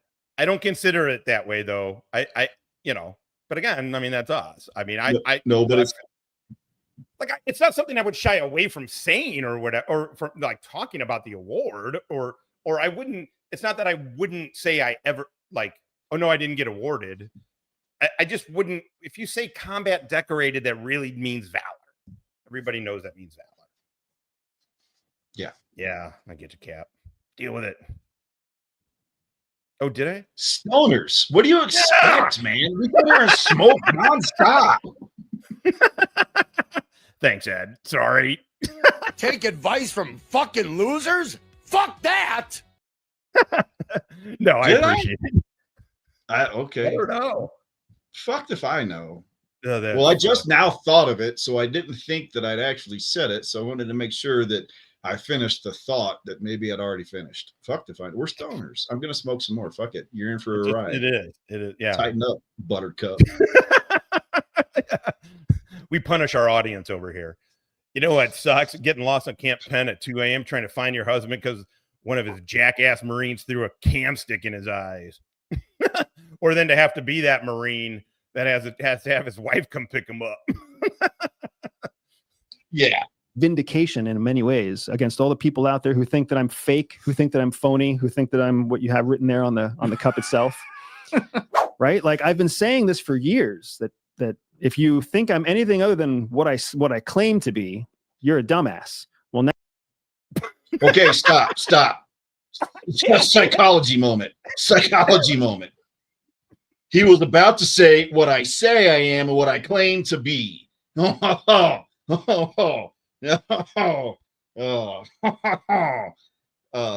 dumbass. If you believe what I have been saying for tens of thousands of hours on every podcast I can fucking get on, if you believe that lie, you're a dumbass. Or whatever. Or if you don't believe him, you're a dumbass. Now, hopefully, right? Like I've been saying this for years that if you think I'm anything other than what I claim to be, you're a dumbass. Well, now, hopefully difference with a is- published book is what I say. What I say I am is what I am. And what I am is what I claim to be is not what I say I am. That's not the same wording. It's not the same phrase. It has not the same meaning. It has not the same context. Yeah. You change that word mid-thought, and honesty took over in your brain for a fraction of a second, and your claim came out. I don't claim to be anything except for possibly, I don't know, contrarian and annoying. Those are my claims. Everything else, I am, I was, I did. I try not to claim things. I feel like people. This is from today, 1 day ago, from September 9th. This is brand new. If there's any good fortune in our future, it becomes a bestseller. Verified by CIA, publicly. Whoa! Verified by CIA. All right, That's Big Arm McCracken. Yeah, that's like we already said, man. That's straight up to say that means it's all true. That you means can it's take that all- to the bank. Yeah. The CIA would never tell a lie. Nobody thinks he's a plant. I mean, well, people do, but I mean, people who know this kind of shit and know military, know ICE, the intel community, and know this kind of shit. No, he's full of shit. Oh, this is even better than I thought. Documented. I skipped ahead. I fucking skipped ahead. With a legal case behind it. Like I am what I say I am, and I'm nothing more and I'm nothing less. Whether you are at CIA and you hate me, or whether you're on the streets and you hate me, it doesn't matter to me. It's demonstrable proof. And the reason that's the book you wrote about yourself is demonstrable proof that your lies are truths. Get the fuck out. I did not see this part. I skipped way the fuck ahead. We may need to break this up. Because there's so much. There's so much in this podcast. That's very TK level of thinking when it comes to very writing. Tim Kennedy. Very Tim Kennedy. Yeah. Yeah. so important to me is because my kids will one day be adults, right? Chris And Kyle. this is a source of truth that they can pull from, rather than all the criticism online that's going to exist about their dad. Which It's not criticism, dude. It is criticism, but also people are saying you're full of shit, man. Somebody called some big podcaster knows somebody and said, "Hey, this guy didn't do shit." Yes, he was CIA and he didn't do shit. And now, that's what's got him. It obviously wasn't us, but I'm glad I was right on the FTC thing. I called that one. actually, like, you're also like a great sport about too. Like the very first time I had you in here and I was going to cut up clips afterwards, you know how crazy it was back then with the Yeah. clips. I would get it all done and work on it and it'd be good. And then I have to title it and I'd be like, ooh. And I'd be like, because normally I don't ask people about titles or whatever, but ask them like that. So I remember the first one I texted you, it was like, sorry, this it's going to be choppy here just for a second to get ahead. Some reason I don't know where I did with the time hacks before here, but I got the rest time hacked. it was a short and it was, see, I sounds great, There brother. it is. I was like, okay. And like 9 million views later, we were. Yeah. But like you've always been good about that. And what I'm saying is the way that not only things end up. So one dude's hustling for views, the other dude's hustling for book purchases. Yep. All just a bunch of fucking hustlers. HUSTLER hustler. It's irrelevant if the content is factual as long as I get the views, is kind of the mentality. Yeah, that's pretty much it. All right. Getting titled because of what you say, but also then when people go in and click it and hear what you say. Oh, there's something coming up here that I actually wrote in the comments on this one. I think it was this one. Oh yeah, here we go. Can you see it? 3910. No, not at all. What the fuck? He says the Air Force National Cemetery. You invite that in. You invite people to be like, especially. There is an Air Force cemetery on the Air Force Academy grounds, and there is a newer VA National Cemetery outside of Springs. That's called Pikes Peak National Cemetery. There's no Air Force National Cemetery. And how would you know that? What credibility do you have to say something like that? I actually used to work for the VA National Cemetery Administration. I conducted the first casketed burials at Pikes Peak National Cemetery in November of 2018. And I applied for a job as the superintendent of the Air Force Academy Cemetery many years ago. I don't know. As a first-hand GS experience. Yeah, deputy director. No, I was the director. I was the director. Regional, I know. God damn it. No, of the goddamn Fort Logan National Cemetery Complex. God damn it. I literally am not trying. It's not a shtick. I feel bad every time. I'm like, God damn it. As soon as I said deputy, I was like, oh no. Pull it back. Pull the deputy thing back. Finally get it right. Bree15, this is a freelancer 37. Roger that. What is going on? Here you got a fucking line, CIA doofus. Yep, buried in like a tick up in these fucking idiotic podcasts. Roger that. We are payload is full Hellfire, full motherfucking Gatling. Roger that. Well, let's hit this doofus. You guys shake him loose. We'll bag him and tag him. Roger that. Your wings level cleared hot, Bree. Two in the grove. Smoke you got. Eagle 1, first strike. You have permission to engage the target. Good luck, motherfucker.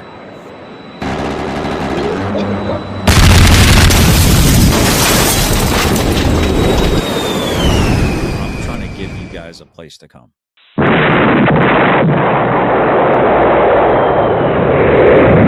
love the fuck out of cookies. Tell him Derek Savage say you're a liar. Bree15, this is freelancer 37. Good motherfucking shooting. Ground team moving in. 50 cal is what we in the industry like to refer to as live.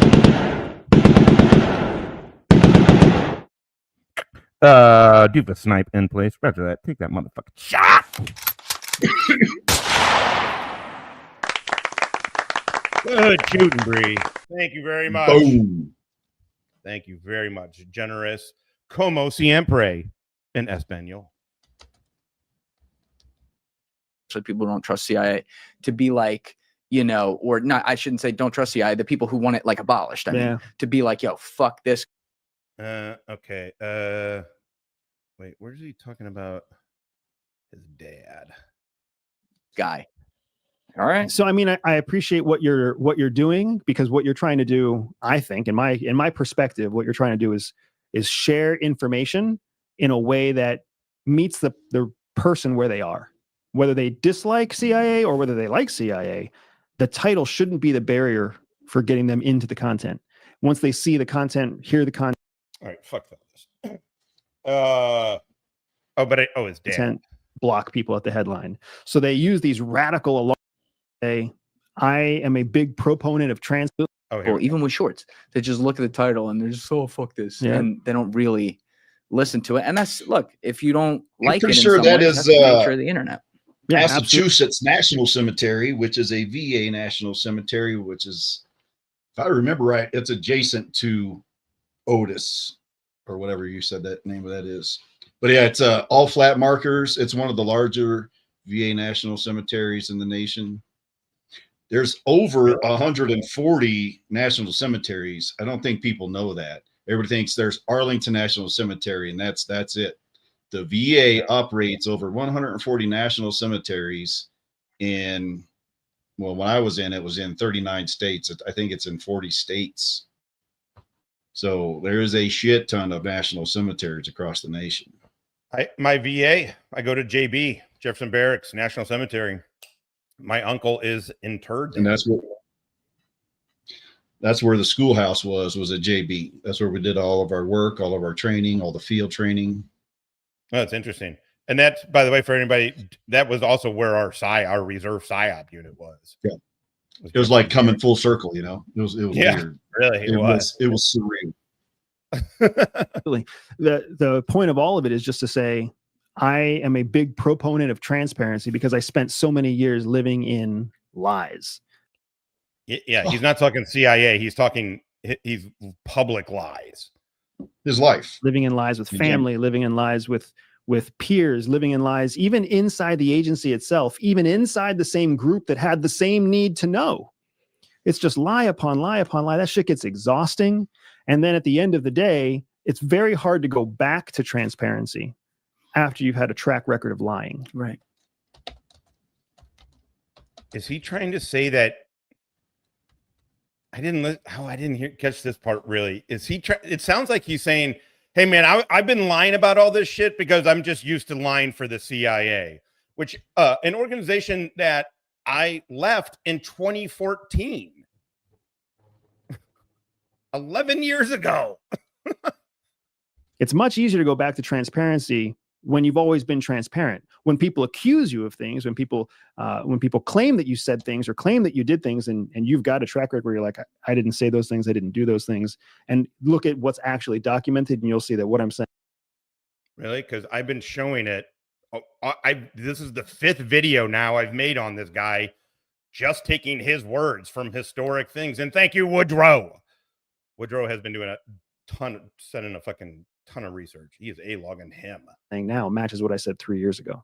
Yeah, I mean, I don't But not know what how you said we've talked about it 2 before. years Can ago. you ever really trust people? And like, of course, that's something you struggle with. And Sorry, what was that?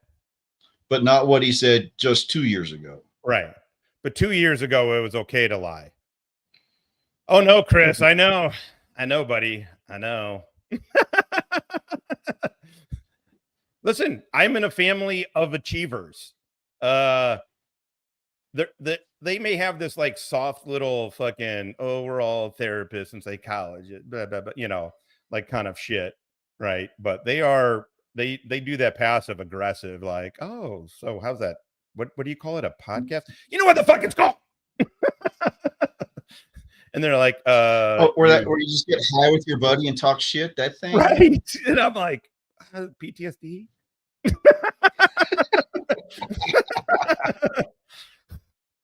I mean, seriously. I mean, my dad's like, oh, that's fantastic. I thought you'd be done with this sort of idea by now. Like, My wife's just happy I'm locked away in the library, out of sight, out of mind. Well, you at least have the actual medical stuff. So I don't fully understand that coming from the world you're from, but especially like even seeing the one tidbit, like bullshit tidbit really at the end you were mentioning with the one guy who was always so nice to you at CIA or whatever, and then was like advising your wife upon leaving CIA on what to do with her resume, and then went behind your guy's back and said, don't trust the Bustamantes, report anything to me. It's like, how many people have that happen to them? I'm not aware that it's ever happened to me. I like, hey, don't trust Josh with money. Okay, sure. But like, that's even off YouTube. But that'd be a too transparent because I'm high. He lost it. I know, I lost it. I was like, I'm getting. Anyway, I suck. Oh, shit. I mean, I'm sure there's people I served with who were like, I don't like that. And not only am I sure of it, I know for a fact. I'm an acquired taste. I'm not popular on YouTube. I mean, we're cool. I like our size. It's fine. But we're not considered, I'm a divisive kind of person. But nobody's like, don't trust him. Don't trust what he said. You can't even trust someone you've known for years in the organization that's supposedly trying to do the same things you are. It's hard. It's the reality. And when everybody becomes what they are, what environment they are kind of groomed in. So from age 27 to age 34, we were groomed in this professional environment, right? And for me, before that, I was groomed by the military. So it was very absolutist in the military. I did basically 15 years in uniform and 10 civilian as military and the intel community. And never do they tell you like, hey, it's cool to lie, man. Just lie in your whole life. You know what's good? You know what's we're teaching you is how to lie on podcasts. Just lie, dude. This is bull. They don't teach you this. And then you go into the agency where it's all malleable. And you're just kind of like, holy shit, what's real? What's not real? So if anything, what I found is that reality is a mix of how you perceive it. And there's this thin common thread that's always there about what's in the other person's best interest, which is exactly what CIA taught us from the beginning. But when you start to realize that of all the things you think are true, they all kind of boil away like steam from a pot of noodles, right? It all boils away until you just have this little bit of truth at the bottom. And that's the only thing you can really navigate by. Now you've made sense to. What the fuck kind of analogy was that, fucking Martha fucking Stewart? So what he's saying too, this is ridiculous. This is fucking ridiculous. This dude double speaks because he's lying. Because he can't figure out, because if he wants people to really, really believe he's a certain thing that he very much wasn't, and then he wrote a book about being this thing. It's tough. And then what does that even mean? So that means you get to come on and just lie. And then as people figure out what's a lie, that's them chipping away at it. And then once they fucking distill that, that's the truth. That's all you have to go on. This dude is god damn. Look, case officers are a certain type of person. I feel like they're kind of a person. Like, they aren't this guy. They aren't this. Some of them can give you a bit of a huckster kind of vibe, a little sometimes, but like just early on. I think every role in every single environment requires a specific type of person to be successful at it. And it's no different in this industry that we're talking about. I have no clue about this industry, but I think it's the same for anything. The perfect, you want a specific type of person to be shit, I don't know. I was gonna say like a boiler tender, like I'm fucking in the 1890s or some shit. But you don't want some little scrawny dude down in there with the fucking shovel bucking coal all day. You're looking for a specific type of a personality. That's just how it works. I mean, that's not. Just shut the fuck up. What he does, he's doing it because he does it for attention. He just does it for attention. That's all this dude wants, and it's attention to his life. That's what we're giving it. Me for a long time. I know, but you got to call out the lies. Like, I think when we did it the last time on my parents' house, episode 150, and you told the story about the what's it, the Air Course prep school? Fireman is what I was thinking. You do it. Fire, but it was from the railroad. Now, but you go through the whole. Wait, start that over. I hit it both times you talking. The fireman is what I was looking for. Blue steel made me think of the right words, but it was from the railroad in my grandpa's days back in the 40s. That's what I was thinking of, not the Navy. But it's the same. It's the same thing. It's the same job. A stoker in the Navy, right? A fluffer. I'm asking you, Josh. You were in the Navy. I don't know. I was in the men's department. No, look, you got more time at sea than fucking K-Fat. I mean, come on. That means you're more of a sailor. I should be able to ask you nautical fucking goddamn questions, and you should be able to provide me some sort of answer. The truth is, I got more sea time than KFAR. I do. Thing where like you supposedly had a job to do, and then you did the job, and you got yelled at for doing your job or whatever, and you're like, what even is authority? What are rules? So in a lot of ways, like, you are an anti-authority kind of guy, but to be more specific on that, you're an anti-authority when it doesn't make any fucking sense guy. When someone tells you like that wall is black and you're like, sir, it's clearly white, and they're like, no. So you were too good. You spoke That's your not truth. Authoritarian. I know. Also, this is crazy. This is so funny. oh, it's black. You're going to be like, fuck you. The wall's white. I'm painting it white. Right. And I understand that because I also, there's parts of me I see in that too. I have a similar type idea. Did you know that the difference is he fucking Bustamante did go through the Air Force Academy and did serve for 4 years active duty, verified. But you mentioned through DOD manpower database, verified.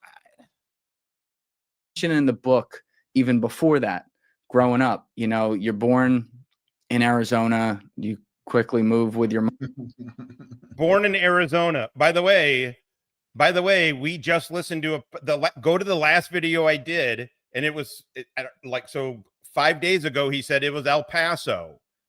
He's also said Miami. Now it's Arizona. Those are both in Arizona, dude. Learn your geography. What do they teach you in those fucking Webster Grove schools? Fuck's sake. I don't know. Well, how to wear polos. You ain't never been to Miami, Arizona? No, I gotta look. God damn it. So again, do you want to believe this guy? Does it matter? Does it matter that I am telling you guys this right now. If you're listening, cover stories are built like SDRs to not get attention. There's a Miami, Arizona, by the way. Oh, I'm sure. That'd be hilarious. There is. Oh, no. I'm saying, but he says Florida here. We can. Oh, he took it down. Oh, by the way. Oh, shit. He took it down. Oh, Bustamante is aware. He is. I don't think anybody else has shown that. Okay, he deleted a video. He deleted one of the second video of him and his wife talking about how they were so good, and then they asked for a cush job and they left. He deleted that video, and then he deleted this page. Oh, hell yeah, Bussy. Hell yeah, this is targeting, motherfucker. This is fucking targeting, homeboy. And you got to know how to use all your different ends. That's so weird, Andy. That's so weird, Bussy. That's hilarious. Bussy. Makes my skin crawl. Yeah. Mom, when she married another guy to Pennsylvania, which, by the way, I never knew this about you. Your father was murdered? Yeah. My birth father was murdered in California. In California now. Now we're in California. This is like days before his birth. This is all new story. Remember, his dad was in tunnel rat, did 2 tours in Vietnam as a tunnel rat. Dude, I lived in Colorado, Texas, Germany, and Colorado all before I was 5 years old. So, and that, that's not impossible. Of course it's not possible. I lived in Illinois and then St. Louis and before 5. Good job. You moved across the river. I did. Well, down. It was Rockford. Yeah. Rockport. I can't remember. Anyway. California. We went I from had a chance to go Fort visit Carson to Fort Sam Houston to 2nd General Army Hospital, Yeah, but you're a military brat. Different. Until I was 5. The CIA took it down. Oh no. Oh, Lola, you're onto something. Let the conspiracy begin. Yep. Oh shit. This is a great cover of California where he was killed. What was it? Maybe 3 years ago when I sat up in San Jose with I'll do it for you, Sacramento. Navigate these nuts with one of the podcasters up there. I went down to the actual block where my father was killed. And it happened when I was so fucker young that I didn't understand any of it. I didn't even understand English when it happened. But by the time it was explained to me and I was older, there was like a weird disconnect. So even though it sounds tragic and it sounds horrible, like it sounds horrible. Non-native English speaking Puerto Rican, Miami, Texan, Arizonan. I'm lost. Bro. Yeah, Cuban. Yeah, exactly. Well, Cuban. You know how they do it. They build covers by just mixing up a whole bunch of information. You mean they mix up their lies? Yeah. By mixing up their lies. By mixing up their lies. You're like, no, your cover is going to be total confusion about what is the truth. Able to hear that your father was killed by a stabbing in a violent crime at a bar in the open in San Francisco. Do you know what happened? Like what it was over? Yeah, so he was kind of a dick. Not surprising. Yeah. Apple don't fall far from the tree. So my yeah. Holy fuck, he said Francisco, so I obviously going to say it cock. And damn. My father, the story goes, and I have to say it's just a single source story. It came from my mom's side of the family. My mom's side of the family did not like my dad or my.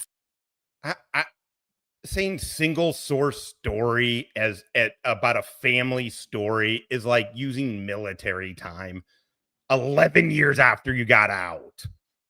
Like talking to people that way. It's single source, it's a family story, single source. Shut up. Father. But the story goes that my father was he had left the military, left the Air Force in a yes, and not the last video, second to last video I did. Yeah, we played it on a podcast he did while he was in Colorado. Apparently, if you just type in Bustamante dad, father Bustamante dad Colorado best dads or some shit. He says his dad was got killed before he was born. Huff tried to find a job, couldn't find a job, decided to re-enlist in the Air Force so that he would have a job when his firstborn son was born, right? Re-enlisted in the Air Force, and then he was out at a bar with some friends celebrating his re-enlistment. So I can. Why is that in quotes? Celebrating his re-enlistment? Now the guy's. Only imagine he was probably drinking heavily. I can only imagine he probably wasn't actually in a good mood to celebrate anything, right? Yeah. He was doing what he had to do to try to be responsible for a new baby that was on the way. And he does that by getting into a bar fight. I mean, I'm not above getting into a bar fight or five my goddamn self. My arrest record shows it. I'm not saying that that's not a thing, but so he was in the Air Force his dad was in the Air Force, Vietnam, as a tunnel rat, came home, impregnated Bussy's wife or Bussy's mom. Wait. You said his dad was a tunnel rat. He said his dad was in the Air Force. Those two things aren't the same. They aren't the same at all. It's amazing. All right. And we got him on video saying he is interviewing his wife, and he says, my stepdad, he says his stepdad. It depends on when he was a tunnel rat in Vietnam. My dad was with the 1st Infantry Division in Vietnam, but he wasn't a tunnel rat. He was in the Army. I didn't have any family in Vietnam. Korea. My uncle was in Korea. While he was at the bar, he was approached by a drug dealer. And the drug dealer was basically like, hey, do you guys want to have a good time? And instead of just saying, absolutely not. The very last thing, it hasn't been for 15 years. There was a small period in my life that it was. I can't claim that much. I was 41 the last time I got into a bar fight at working for the National Cemetery Administration, a director, drunk as a skunk. Director? No. It's like my buddy says, I was deputy director. Yeah. With a bunch of other directors at a VA. I'm not going to talk about it. What happens in the VA stays in the VA. It was a VA thing, not even an NCA thing. So we kind of flew under the radar. Oh, nice. That's hilarious. Well done. Fucking mocked the drug dealer in public in front of his friends and whatever else. Well, the drug dealer was tweaking at the time. So the dude left, got himself all ready, came back in, didn't say shit, and just started stabbing my dad at the bar. So I think it was 17 stab wounds to his back at the bar. My father tried to escape, tried to get off the bar, tried to flee and couldn't do it. His friends started to jump up and try to fight the guy, but they couldn't get him off before the damage was essentially done. The drug dealer was immediately captured, immediately apprehended, sent to a prison where my mom's brother was the warden. So that guy did not have an easy time in jail.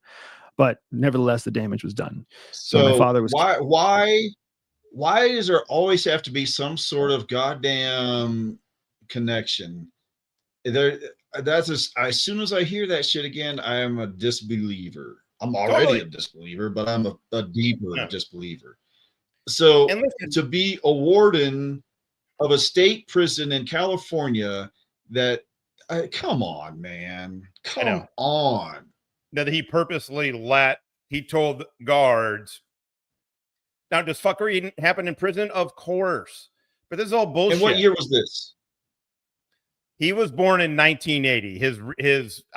We have his full birth date and everything, but I'm not gonna. It's spring of. That should be pretty easy to determine, because how many female superintendents of California state prisons were there in the 70s? I'm guessing not a lot. Oh, did he say female? I didn't. Yeah, but to disbelieve him is to be a dumbass. Killed at a prison where my mom's drug dealer was immediately captured, immediately apprehended, sent to a prison where my mom's brother was the warden. Oh, brother. Okay. Still should be easy to find. Wait a second. My mom's, think of it. That'd be his uncle. Brother. Your uncle? That means your uncle. Yeah. Tough word, I know. Oh, my mom's brother. Your uncle. Well, yeah, we say it mom's brother. That's how we do it. What's up, Odin? So that guy did not have an easy time in jail, but nevertheless, the damage was done. So my father was killed because he had just enlisted in the Air Force. All of his survivor benefits went to my mom, and I was like 3 or 4 months old at the time. So you, like you said, you don't even know what's going on at 3 or 4 months. I don't know. He said on other podcasts that it happened before he was born. Did he just What's say his dad's name? Look, I'm in on it now. I don't know the guy. I don't know. Woodrow would have it. We'll get it. Like even when I was told the full story, I was probably 9 or 10 years old. It was just a story to me. It's not a dude I ever met. I never met anybody from his family because his family and my mom's family didn't get along. So like this was just a character and a story for me, even though it was real for my mom. It was real for my grandmother. Yeah, just like your whole shit you're doing is a character for you. Later met my father's side of the family, it was all very viscerally real to them. But when was that? I was 22 years old, 2002. All right, sorry. I'm going to get a little bit ahead here just because this is, who cares? I was at the Air Force Academy in Colorado, and I had access to the official Air Force National Cemetery database. And I decided to look up to see if my father, where was he buried? Because I never knew where he's buried. My mom never knew where he was buried. She always told me he's buried in some national cemetery somewhere. So because I had access to this international database, and I knew that my dad was Air Force, that's when I looked it up, and I saw that he was actually interred and buried in Denver when the Air Force Academy is in Colorado Springs. Oh, here we go. Here we go. Looks like I have a bob. I don't have a bob. Everybody's worried about, we're all worried about our hair on this end today. The international database. Hair. Come on, I want to hear it. Look, there's no secret database. There's no secret database. He said international. Yeah, it's called fucking Find a Grave, you goddamn stupid motherfucker. Right? It wouldn't, like, why? That's what I was thinking. There's nothing. Look, the VA has what they call the nationwide gravesite locator. You can open that up and select any of the national cemeteries, soldiers' lots, or monument sites that they manage, and you can pull up where whoever you're looking for is buried. They're the cemetery they're at, the fucking grave location. They'll even print out a map for you. It's for everybody. Yeah. So I looked it up. Just like Find a Grave is for everybody. Yeah.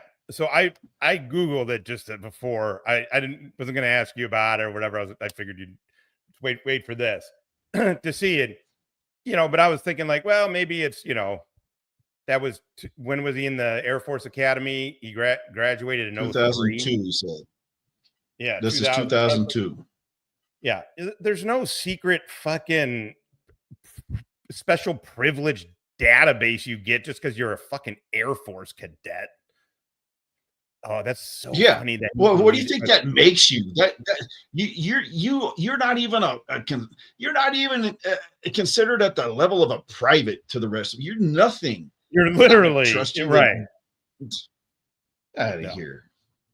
Exactly. Anyways, I want to hear what you got to say. So the first weekend I had, I went up there to the actual grave site and got to see him, to see his grave, and it's a really emotional thing. It was a very emotional thing, even though he was just a character and everything else. Like, you're looking at a gravestone with a name. You came to Denver, you came to my cemetery. You came to Fort Logan National Cemetery. The only other national cemetery in Colorado at that time was Fort Lyon National Cemetery, which I also managed at one point down in Los Animas, which is in southeastern Colorado. Yeah, Hippie is kind of a big deal, everyone. Kind of a big deal. They trusted him with a lot of people and a lot of money. They did. And just had a job. They don't, GS-14s, they don't grow on trees, And the last name is the same as your last name. And, I'm in my 20s. It was a very strange, surreal kind of moment. But that was when I discovered him. And then I went to the little on-site funeral parlor thing where you can look up next of kin. And his next of kin was his mom. And his mom lived in Denver also. It's called a kiosk. So then I connected to the mother. It's called a kiosk. The kiosk is located at the PIC, which is called the Public Information Center. That is not where we do the funerals. Those are conducted at committal shelters. There's 3 of them at Fort Logan. They're open air committal shelters. But you went to the PIC, the Public Information Center, and that's exactly the website that I was telling you all about. It's the same one. Holy fucking goddamn dog shit. Anyway. Yeah. Once again, Woodrow. In 2002. You had to talk to somebody in 2002. You had to go inside. He's also just not. You had to look up the grave for you.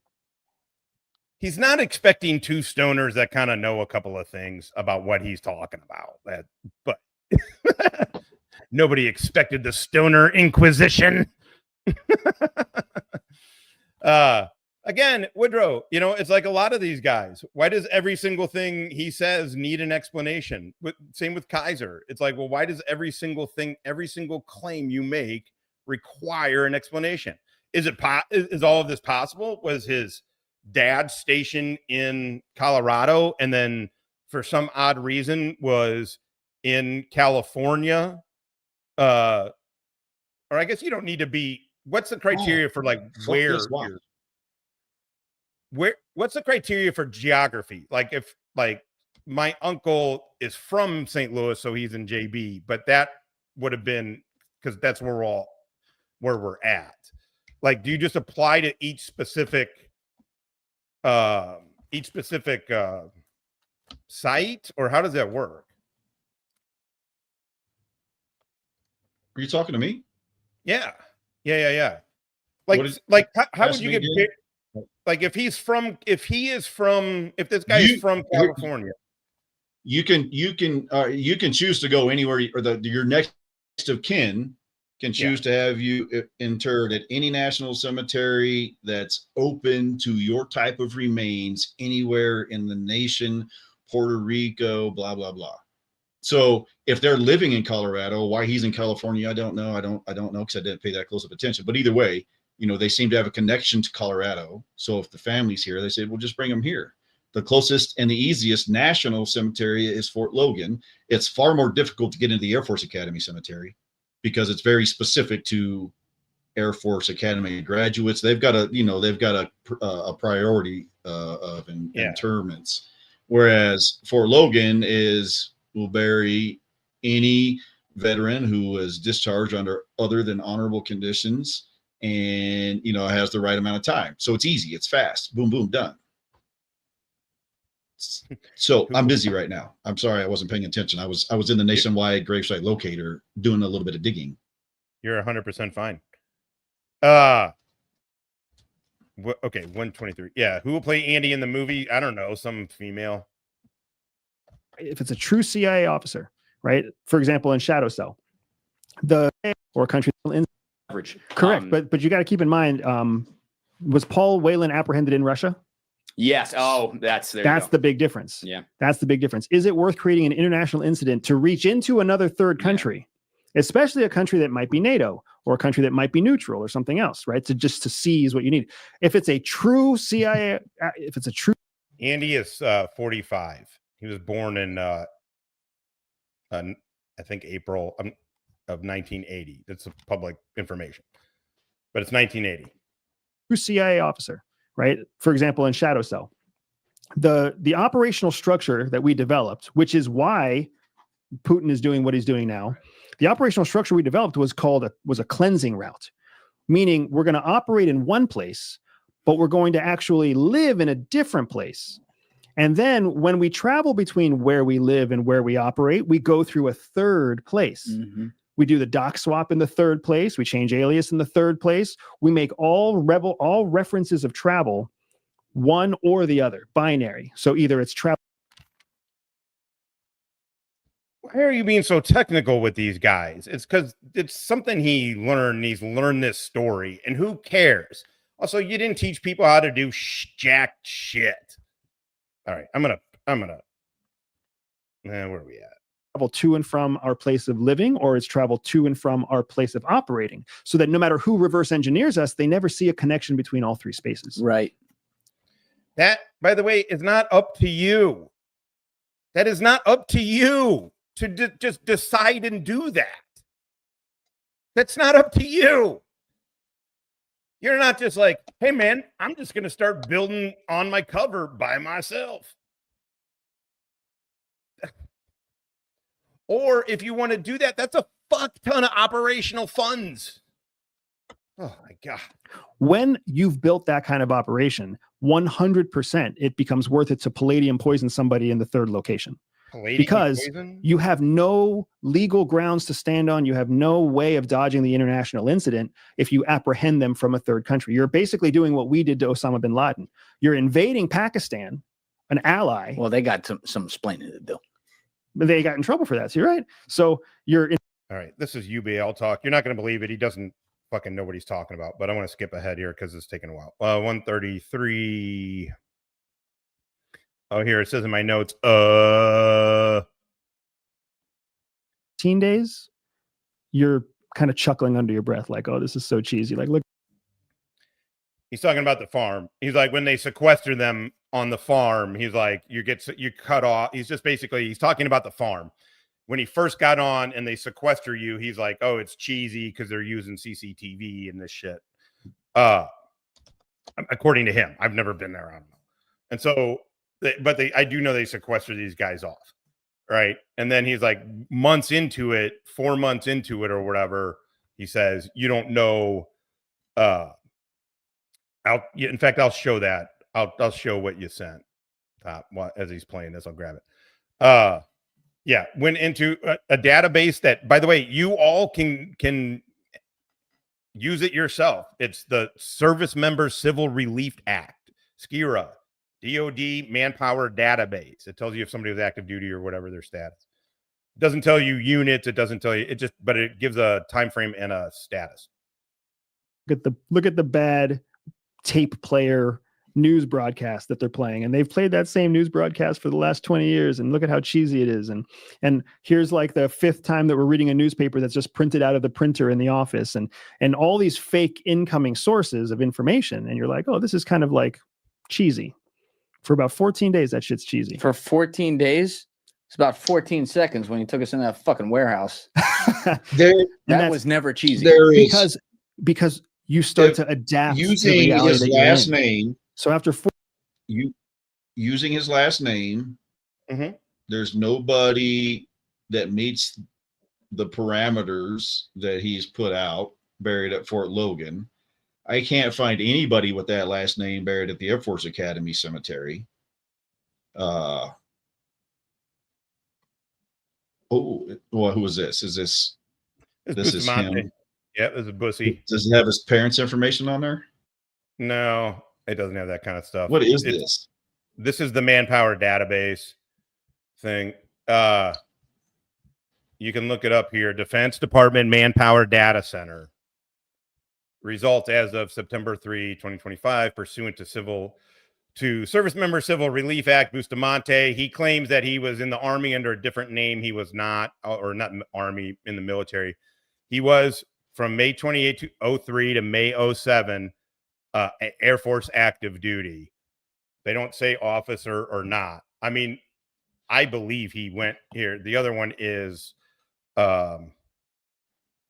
shit. Sorry, hold on. Here's his cadet one. And we got his cadet. Again, all of this is open source. Not open source. It's publicly available shit. Like you can duplicate this. Let me see. Yep, cadet. Okay.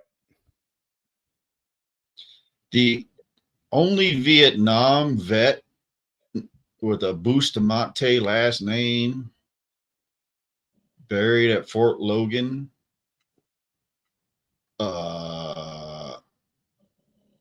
Was a master sergeant in the Air Force, born in 1931 and died in 1993. 93. So what is, I guess Bussy is going to say is probably he didn't, his mom, he took his stepdad's name, I guess. And that totally could be. I'm just saying with the information that I have. Yeah. And so and the way he calls father and dad two different things, that would totally make sense. Yeah. I just want to see. I just want to prove this. That's all. Yeah. No. Exactly. Andy, help us out. We'll help you prove it. We'll help you prove it, dude. Easy day. I'm about debunking things, no matter the direction they go. I don't care. This means nothing to me. Yeah. But now it's a story that intrigues me because it's directly related to something that I actually did. I'd have no tie into this fucking case whatsoever at all. I'm like sitting here like, are you talking to me? Who the fuck would think, like, how does this dude fall dead on in the intersection of a cemetery director and a targeting officer? How did this guy hit just that magic Venn diagram? who actually managed the National Cemetery in Denver. Who actually managed the National Cemetery that he claims his dad is buried in. How hilariously specific is that? It's incredible. Hey, Pico, what's going on? Check this out. I like this woman. She got balls. I like that. All right. So let's get back to fucking our boy. Let's get back to our boy. My dad was a tunnel rat as an Air Force. Also, he said in video that I have played, because he's probably going to go delete it, him and his wife, he has claimed that his dad did 2 tours in Vietnam, which I guess in one enlistment, is that, I guess you could, I don't know, but again, it comes into everything that that we were talking about before, is why does every single thing with this dude require an explanation? Like, okay, well, that's crazy that happened. And then come to find out, like, well, everything, like, he's like a 1 in a million, everything had to happen to him exactly. Has anyone checked the international database yet? 14 days of, you eat at the cafeteria, you do this, you do that, whatever else. You've still got months of training ahead of you. So by the time you're 4 months in, the fucking newspaper is the printout from the office. I see what you're saying. And the bad tracking that's happening on the tape player is the real news story from today. And it's all anybody talks. All anybody talks about, yeah, exactly. When you're in the school, guess what? That's all Talks about all change, man. But you've had experience now to know. For the Vietnam thing. Yep. Go ahead. Say you enlist in the Air Force. It's usually, I think the Air Force is like a 4-year tour, like the Marines. You enlist for 4 years.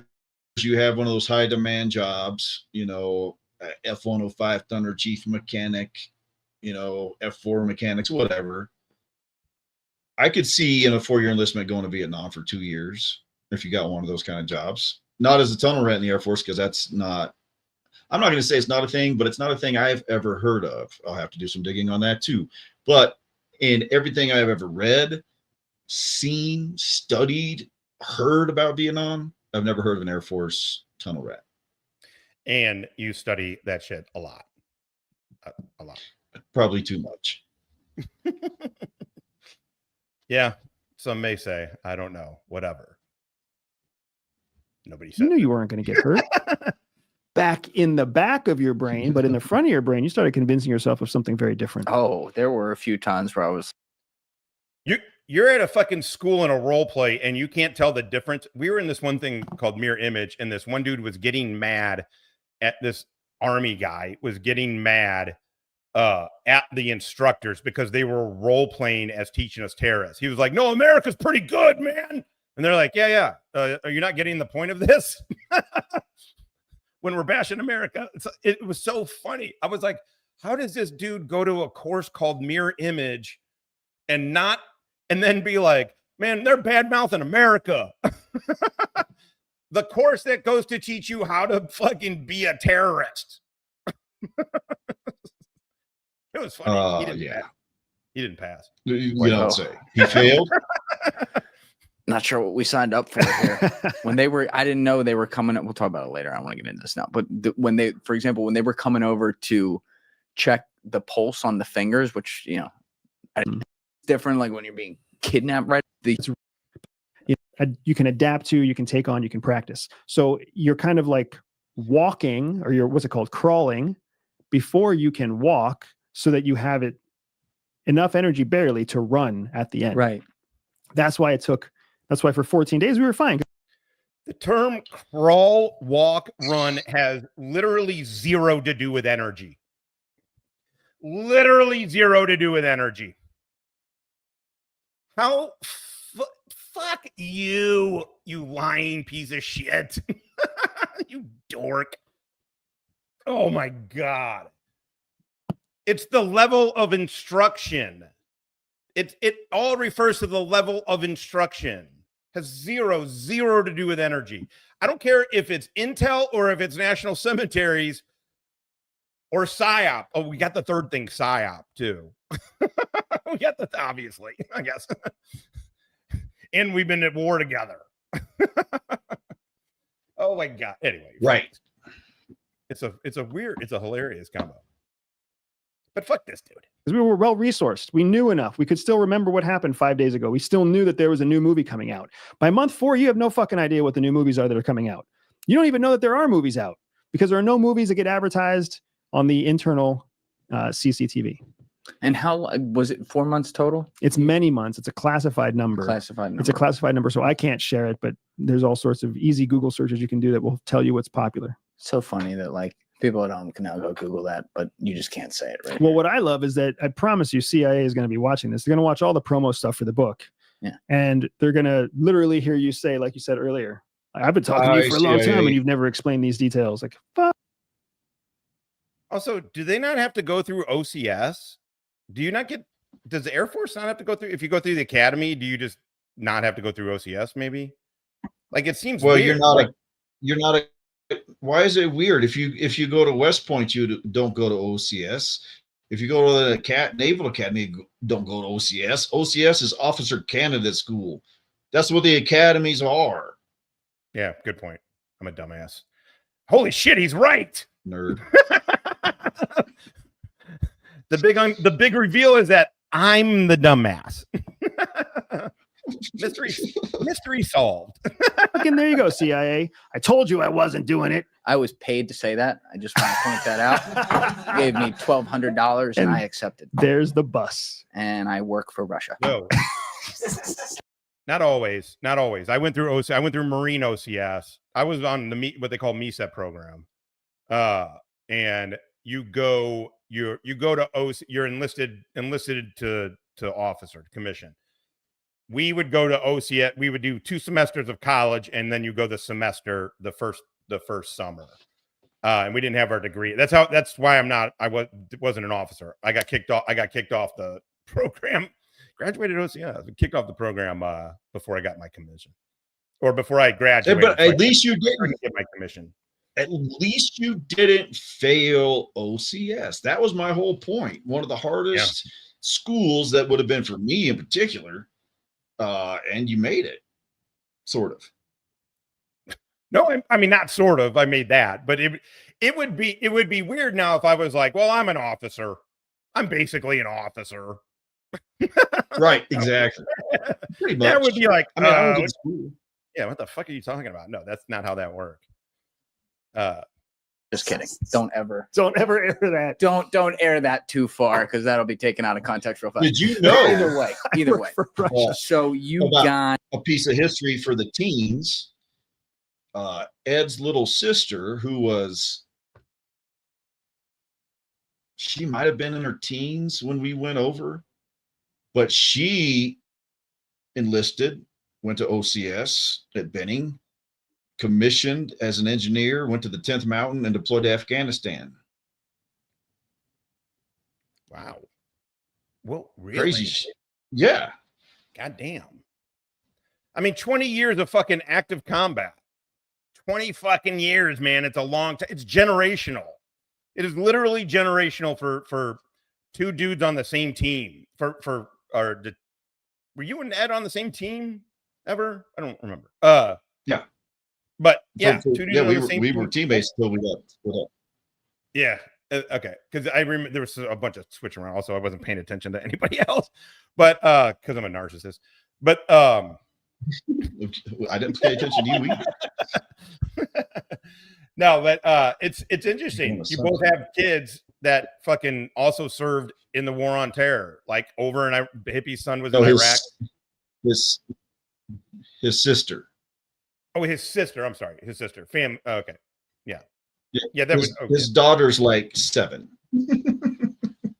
Jesus, I'm high. All right.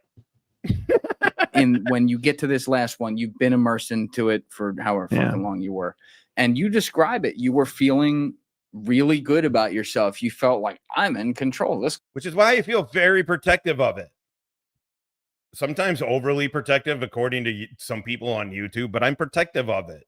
The experience means a lot, not just for me. It's not just me and my accolades. It's fucking sitting here with one of my best friends whose son also went 20 years later, went to the same fucking place in Iraq. I mean, it's crazy, you know? And then Hippie's military family experience goes deep. I'm protective of it. It's a lot. It wasn't just 1 deployment, 2 deployment, 3 deployments. It was 22 decades of war. Of active war, people deploying all over the world. It was that still hasn't been decided. Yeah, it still hasn't been true.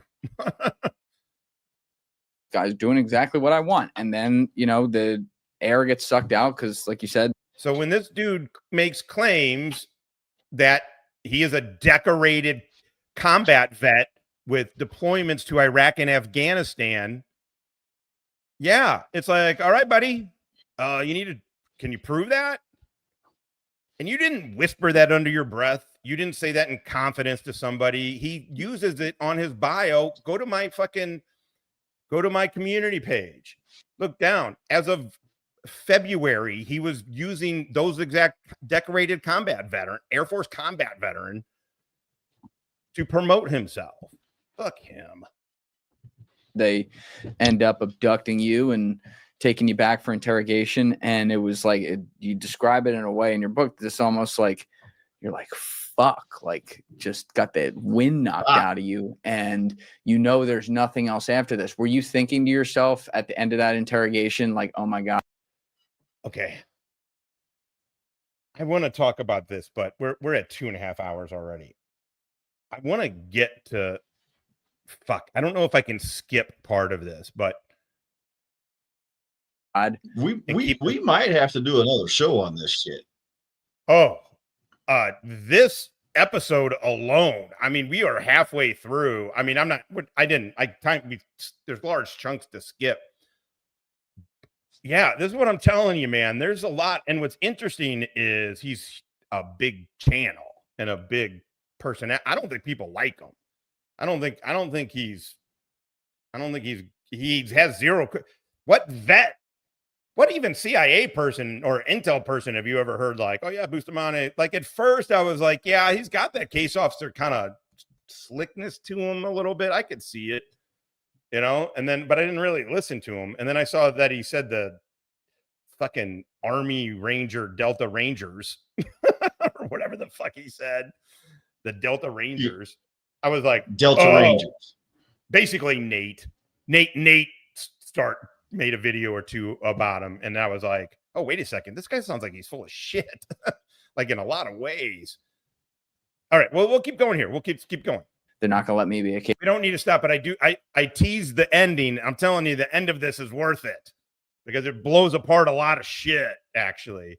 But I don't want to kill this case officer now. There was a big piece of me that was thinking that as time passed, as like hours turned to days, that became the stronger thought. But if the closest thing I can compare it to is anybody who's ever been on the cusp in college between making it or not making it to the next year, passing or not passing a class, and you're like, did I get that C minus or did I get that B plus? Did I hit the score that I needed, or am I fucked? That's really what it felt like. I was like, okay, I fucked up. I know I fucked up. I know this is bad, but is this like D minus bad, or is this like C plus bad? He freaked out. I think he freaked out.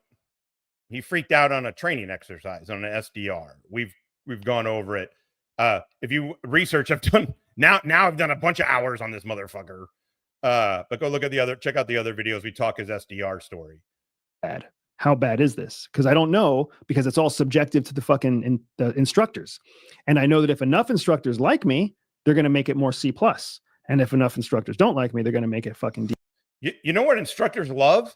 Dudes who meet the standard. That's the dudes who meet the standard and do well. D minus, right? So I don't know where I land right now on this pivotal, massive exercise that was worth the majority of my, of my college grade, if you will. So it's super, super parallel to what we've all experienced in college. And that's where I sat. Like, am I about to graduate, or do I have to do summer school? Except there is no summer school. So am I about to graduate, or am I about to spend the rest of my life without a degree? Where is Jihi in the program during all this? She became a targeter. So what's her track? She aced everything. Yeah. Jihi was a superstar, and she's smart enough not to appear on the internet very often. Yeah. Unlike your dipshit ass. Thank God you are all over the internet. You are all, I think people just, I think he just talks so fucking much, and he has so much like hot air that people are like, I don't know, someone said he's there. He makes there's a lot of words. He makes it sound like, well, that guy just doesn't like me. No, the guy not only motherfucked you, he said, yeah, he worked here, but he's a fucking piece of shit, and he didn't do half the shit he didn't do shit. That's not somebody hating you. That's somebody being like, yeah, he's full of shit. That's how smart she is, right? So, case officer training is probably 4 times longer than any other training that happens at the agency. Longer than analyst training, linguist training, staff operations training, tech training, anything. Because there's so much of it that goes into keeping you secure, keeping your assets secure, keeping the... Okay, I'm going to skip ahead. This is JulianDorey. I'll put the thing in the description, but I'm gonna fast forward a bit here. Because he goes into a lot of technical shit. What he tries to do is he tries to kind of dazzle you with fucking words. He's smart. He's articulate. He is a high-level scammer, but he's a fucking scammer. He's more than Ernie. He's more than Kaiser. He's a high-level scammer, though. But he's a scammer. In the office that they're going back to and I don't have any of that shit, because I'm going back into a bucket of going, and they're... Oh, shit. He talks about him failing. He's like, I failed. God damn it. I went too far.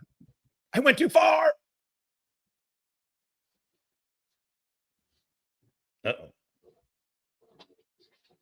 What's happening? All right, hold on. My internet sucks apparently. That's a rabbit hole. I feel like that was staged. Ready to work for Back in 2007. Boy, That's you so going funny. from Miami to Paris. Wow. Okay. So did it all after they say no to you and you walk back to the hotel or whatever? Was there? I don't know. It was tough to tell what was like 30,000 in the air, feet in the air. You writing it now, thinking about it versus what you were thinking in the moment. Were you immediately thinking those things to yourself, like? I'm my own worst enemy. I got in my own way. My dick got too big, and that's why this happened. No, just like most of us don't think that when we fuck up. Yeah, right. yeah. I'm thinking this place is so unfair. I've got to escape the shame. I'm not gonna like. We all get bussed in, and we all get bussed out. Like it's a fucking summer camp, right? And when we get bussed out, there's no fucking way I'm gonna sit on a bus with hundreds of other people who have all passed, and they're all gonna be talking about their next. According to him, CIA people talk out of school an awful lot, which they do. Assignment and their first assignment. And Why they're are all you going to be talking about making this plans shit to on a talk to their assignment officers, and the office that they're going back to is. And I don't have any of that shit because I'm going back into a bucket of people where the question is, do we even retain these people? That's where I'm going back to. I'm going back to check into an HR office under an HR officer who's going to be like. Does he mean to say a pool of people? Yeah. Instead of a bucket of people? Yeah. But it is a weird way. I got a bucket of motherfuckers. I mean, they not only went from like, hey man, we don't think you're gonna make it as a case officer. He must have done something fucked up. They not only said, hey man, you can't be a case officer. We don't even know if we want you to be at the CIA. Which, hey, you're not gonna believe this.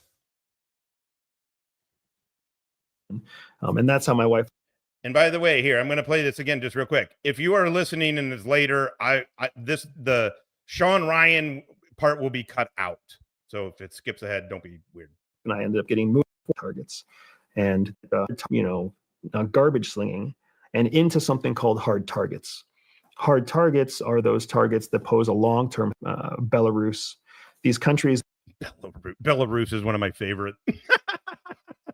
The hard target of Belarus. that pose a long-term strategic threat to the United States are called hard targets. And they decide to roll them into these hard target jobs of high performers out of the third world and into these hard target jobs. High performer. High performer? Okay. That makes sense. Like, we're going to see if we can find a place for you to land, right?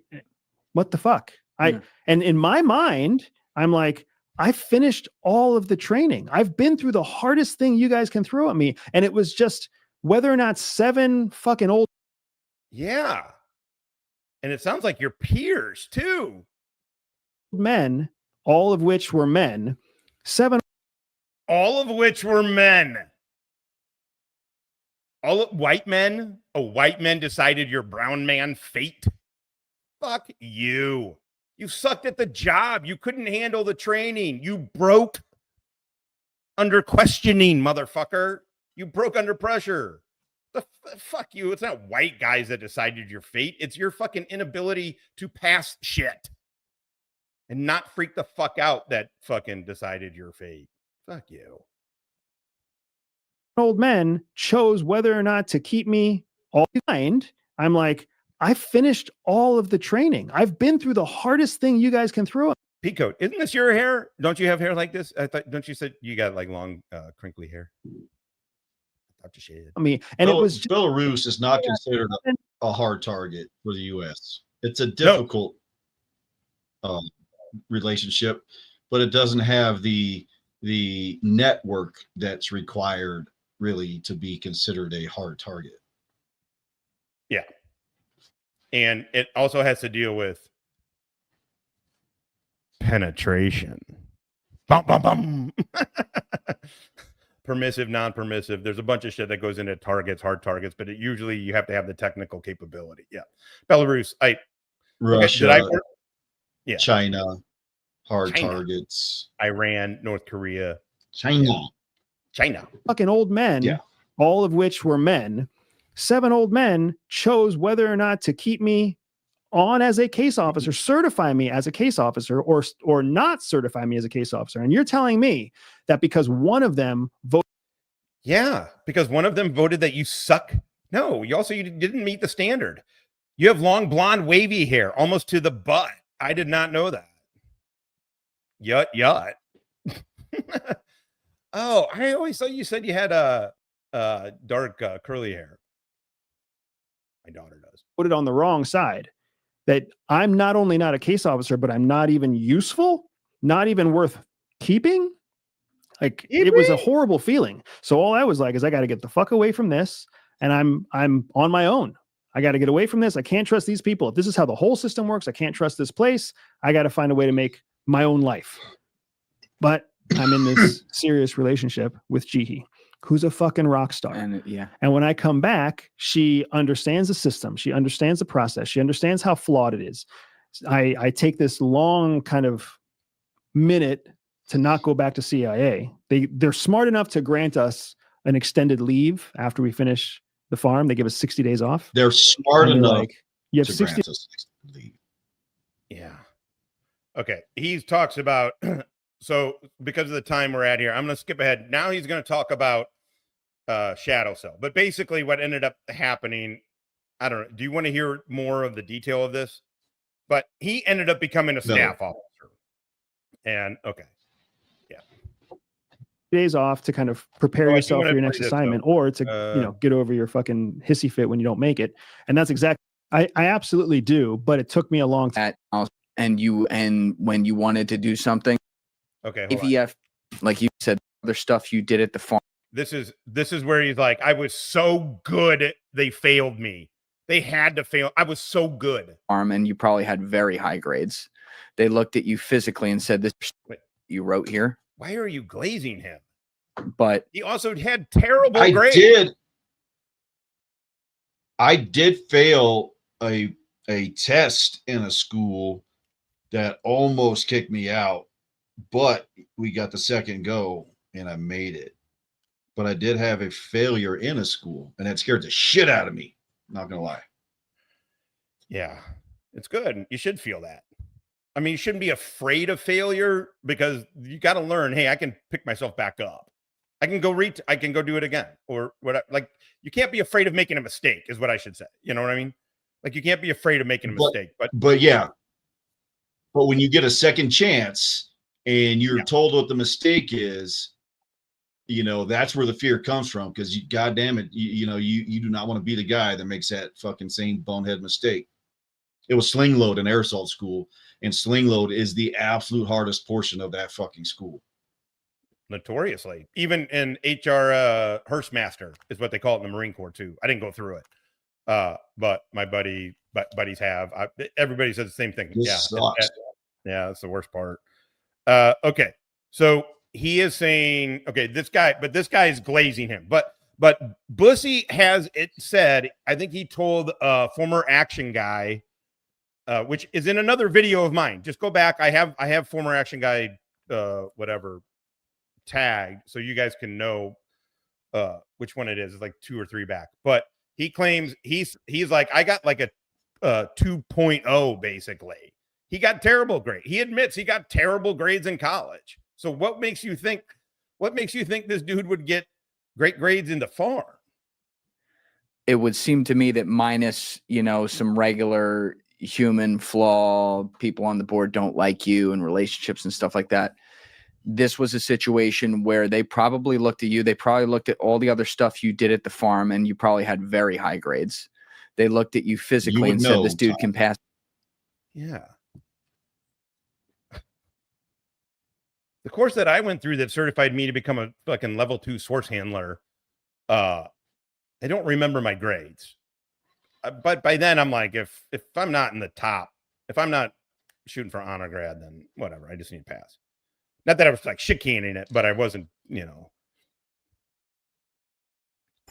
first academy, please. Cracker. Sorry. Cracker. Now, the first police academy, I was number 2, and the second police academy, I was number 3 in the class. It's easy to remember. High scores. And dude, I finished other schools. I don't even know where the fuck I fucking ranked, but you know, for those kind of important schools, you know where the fuck you sat. I wanted to, for embassy duty, the top guy got his choice, and basically the first choice. And then they would try and give the top 5, more or less, top 3 basically got it. And then I wasn't. Serbia. Where? Serbia, Montenegro. Oh, and fuck all that. Yeah. And they then they said, hey, we're gonna send, but my visa was gonna take too long. And so they're like, there's an opening in Venezuela. I Delta company, because sometimes you if you're up in the top 5, you get to put down specific embassies you want. Otherwise, you put down like, I want to be in this region. Maybe that was for everybody. I don't know. I didn't finish lower than 5, so I don't know what the peons did. But no. But then they're like, hey, you're going to Caracas, and I was like, man, because we just did a deployment. I just did a Westpac, and I was like, man, I just got back from the Middle East. And they're like, Venezuela, you dumbass. I thought it's couscous. I don't know. I was like, oh my God. I felt like a fuck. That legitimately happened. I am not a smart guy. The more I tell these stories, when I got how dumb I am. Just a normal guy. When I got selected for the VA, there was 10 of us selected for the internship out of over 500 applicants. And then we spent a year, it's an academy. It was another academy. So we spent a year in the schoolhouse, learning every aspect of the job. We, just like the military, we had a dream sheet we put down on our lists, you know, where we wanted to go. And there was an opening at Fort McPherson, Nebraska. I was trying to get the fuck out of St. Louis. That's all I was trying to do. And I was like, I want to go west. So I put down Fort McPherson, Nebraska. And it was a director job, not an assistant. So I put that down. I don't know where I finished in a ranking system, but out of the 10 of us, only 2 of us came out of the schoolhouse as directors. Everybody else went out as assistant to the directors. So I got the job. I got the position I wanted. I got the location I wanted. So I felt like I'd pretty much won the whole fucking game.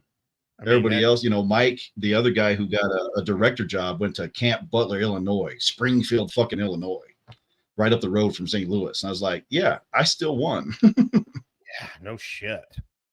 Yeah. Sometimes you can win when losing. Okay, let's see here. 133. Where are we at? Or 143. Oh yeah, he's glazing him over. This is where this guy's setting up this guy's question, which is setting up the premise. Maybe you were too good. They looked at this guy, they looked at you, and they were like, yeah, I bet you got great grades. This is every race known to man, including, like, if I pulled your looked at you, they probably looked at all the other stuff you did at the farm, and you probably had very high grades. They looked at you physically and said, this dude can pass as every race known to man, including, like, if I pulled your eyeballs a little bit, Asian. Like, you could do literally anything. That's a disguise. What does that FTC is about? Tradecraft. You can't, when you can't pass tradecraft, who cares how well you can blend in? You can't commit espionage. You can't do espionage shit. Thing. Like, you cannot pass off a lot of as the a right, white dude. I don't care what you do to yourself. You don't look like a white dude. This is a white dude. I'm not going to pull off an Asian. I'm not going to pull off a motherfucking goddamn most Africans. I'm not going to, you know, it's just not going to happen. I'm a honky. You're not going to pull off a cracker, bro. No. Emotions, the anxieties, all of it. Like, you're like almost an IVF test tube, like, genetic baby of what they would look for in a case officer. But there's one thing that's a problem, and that is you can't pass the course to become a case officer. That's kind of a major problem. Oh, there's only one flaw. He looks just He looks just like every Belarusian I've ever seen. You had a high probability You know of why? being a star You on know that what Belarus wall. means? Because White Russia. You know why they call it White Russia? It's not because of snow. It's not. You fun facts you learn here on cemeteries and spies. You were a cowboy, and when you wanted to do something, you would do it and just go 1,000 miles an hour, and it cost you on the last drill. And they're like, well, that might cost them in the field. So in some ways, that could have been it. Do you think that could be an explanation? I absolutely do, but it took me a long time to come to. Fucking It took me a long time to come to terms with that. I was too big of a go-getter. Yeah. Fuck you. Okay. All right. Let's push ahead here. Push ahead. I loved that. I was too good. It took me a long time to come to the conclusion that I was too good. And that's why I failed. They couldn't. Okay. A lot of this is gonna get gobbledygook. I'm just going to well, I mean, to be fair.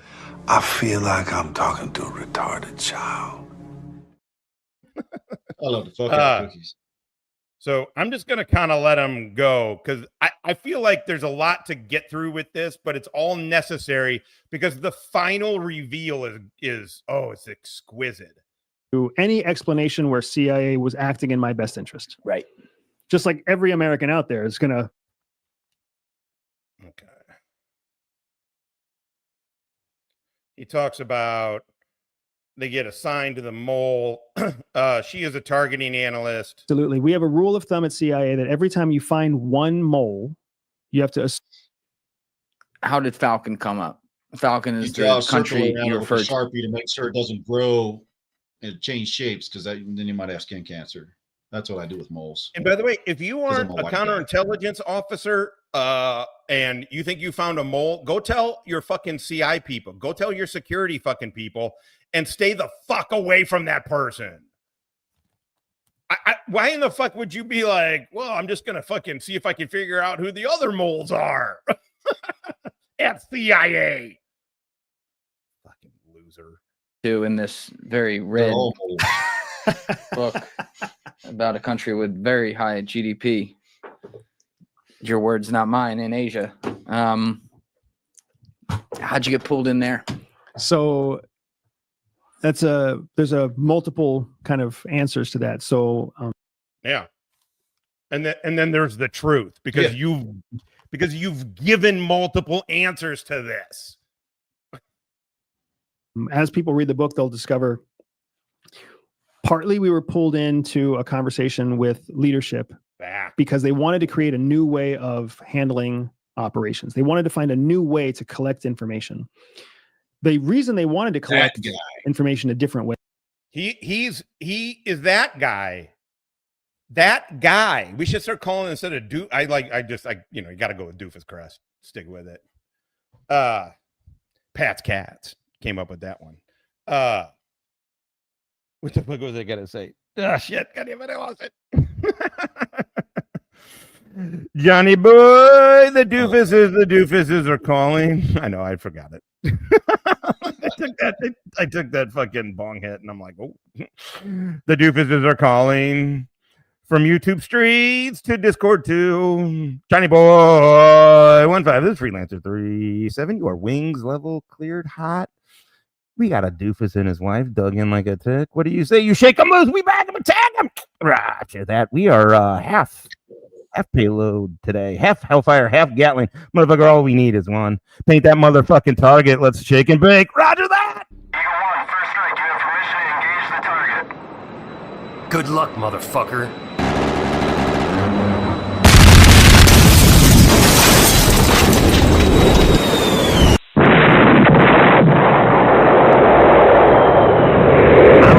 The dildos? No, it's not, you fucking retard. Johnny Boy 15, this is Freelancer 37. Good shooting, motherfucker. Ground team moving in 50 cows. What we in the industry like to call what?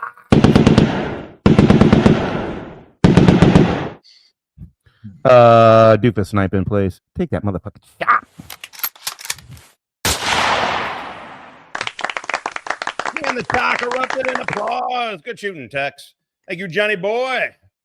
Best chat on goddamn YouTube, hands down. Trademark. Trademark. It was because what the world didn't know is that CIA had a mole. So there was a mole in their midst in a leadership level position who in that specific part. Damn, like, they in that are specific on you part. today, bro.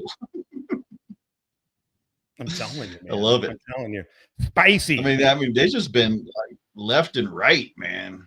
I know. It's fucking, it's. I say eat a dick and continue to enjoy your dick eating experience. Take advice from fucking losers? Fuck that. Fuck that. Yeah. Chat's on fire. Unfortunately. It's all about me.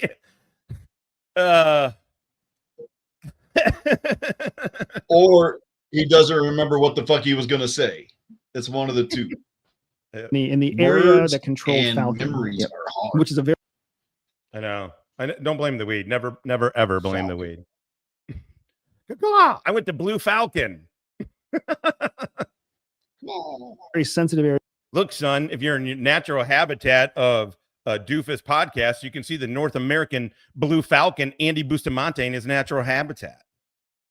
It's so sensitive, it's got its own office called Falcon House inside CIA.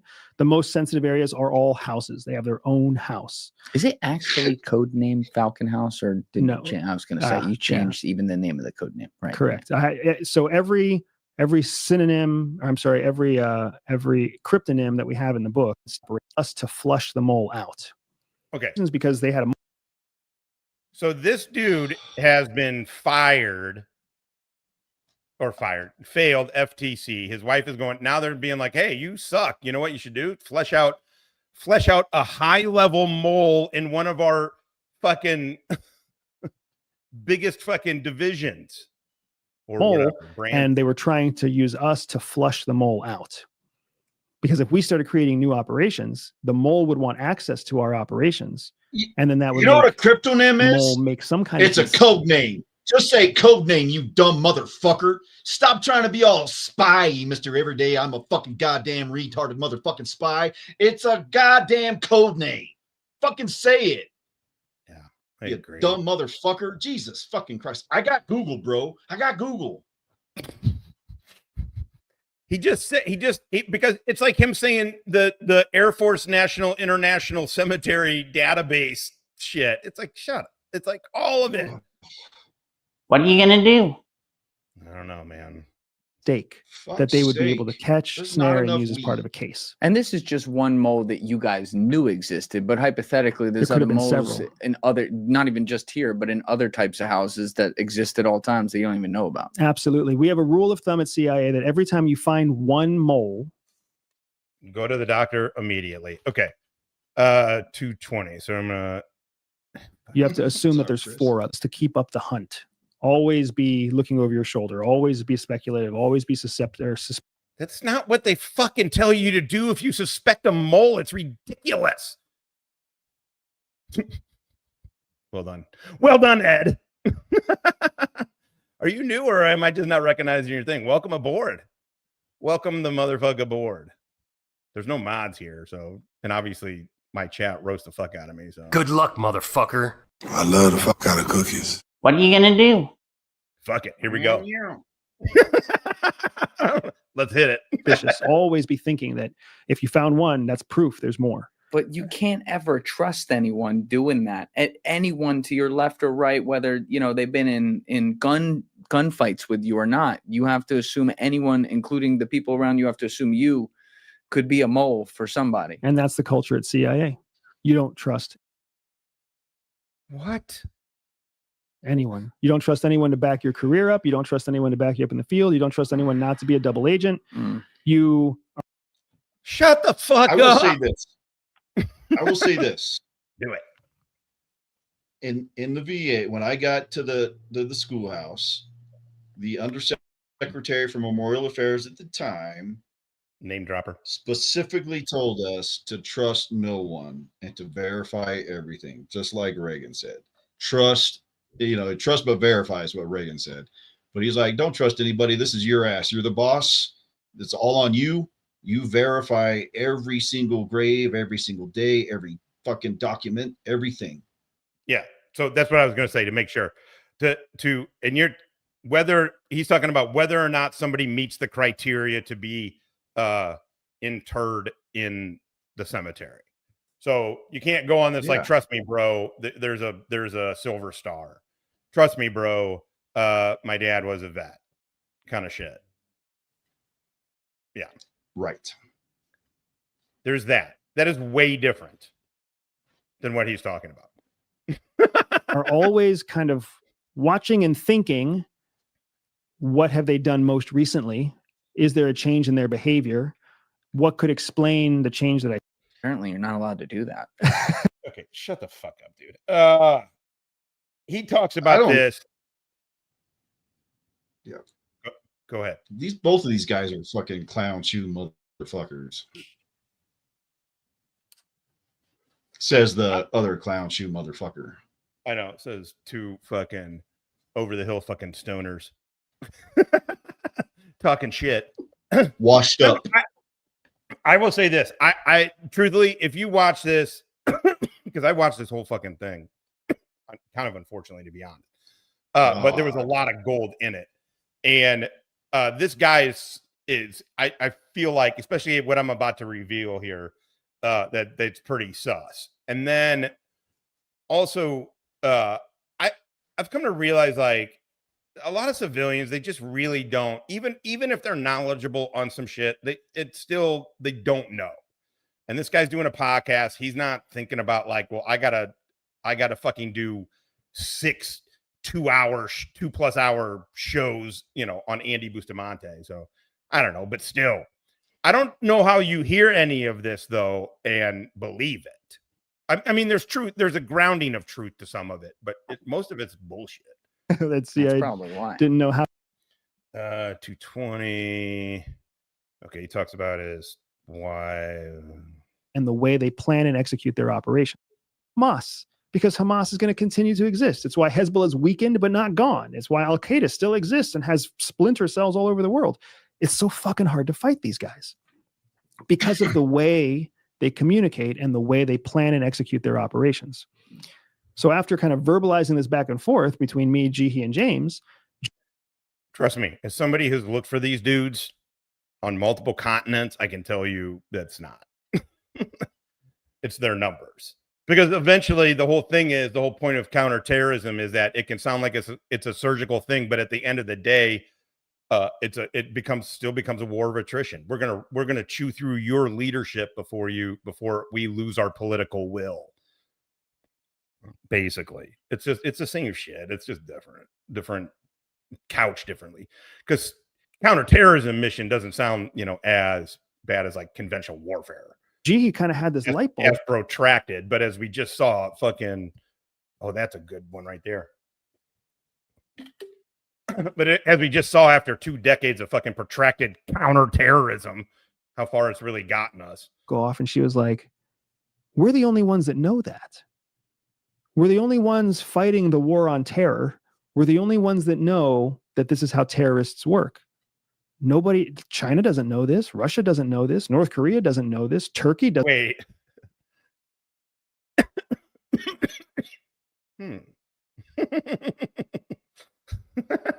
Shut up.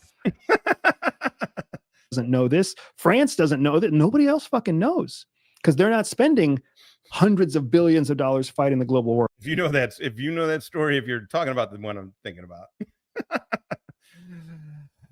Oh, I have fucked him up. Where did he grow up in? Bustamante? Yeah. It depends on what day you talk to him. It's Miami, or it's Pennsylvania is the most common thread. The one that he uses, Pennsylvania. All right. I'm just curious. I'm reading a transcript of an interview, and I'm just trying to get his dad's name. And it just popped up. Yeah, he sometimes claims he was born in Miami. Sometimes he claims he was born in El Paso. On this podcast, he claimed he was born in Arizona. But Pennsylvania is I actually where grew up in Pennsylvania. I actually grew up in Pennsylvania. Blah blah blah blah. His family came from El Paso, not him. It doesn't say him. It says his family came from El Paso. I don't know. I'll keep reading.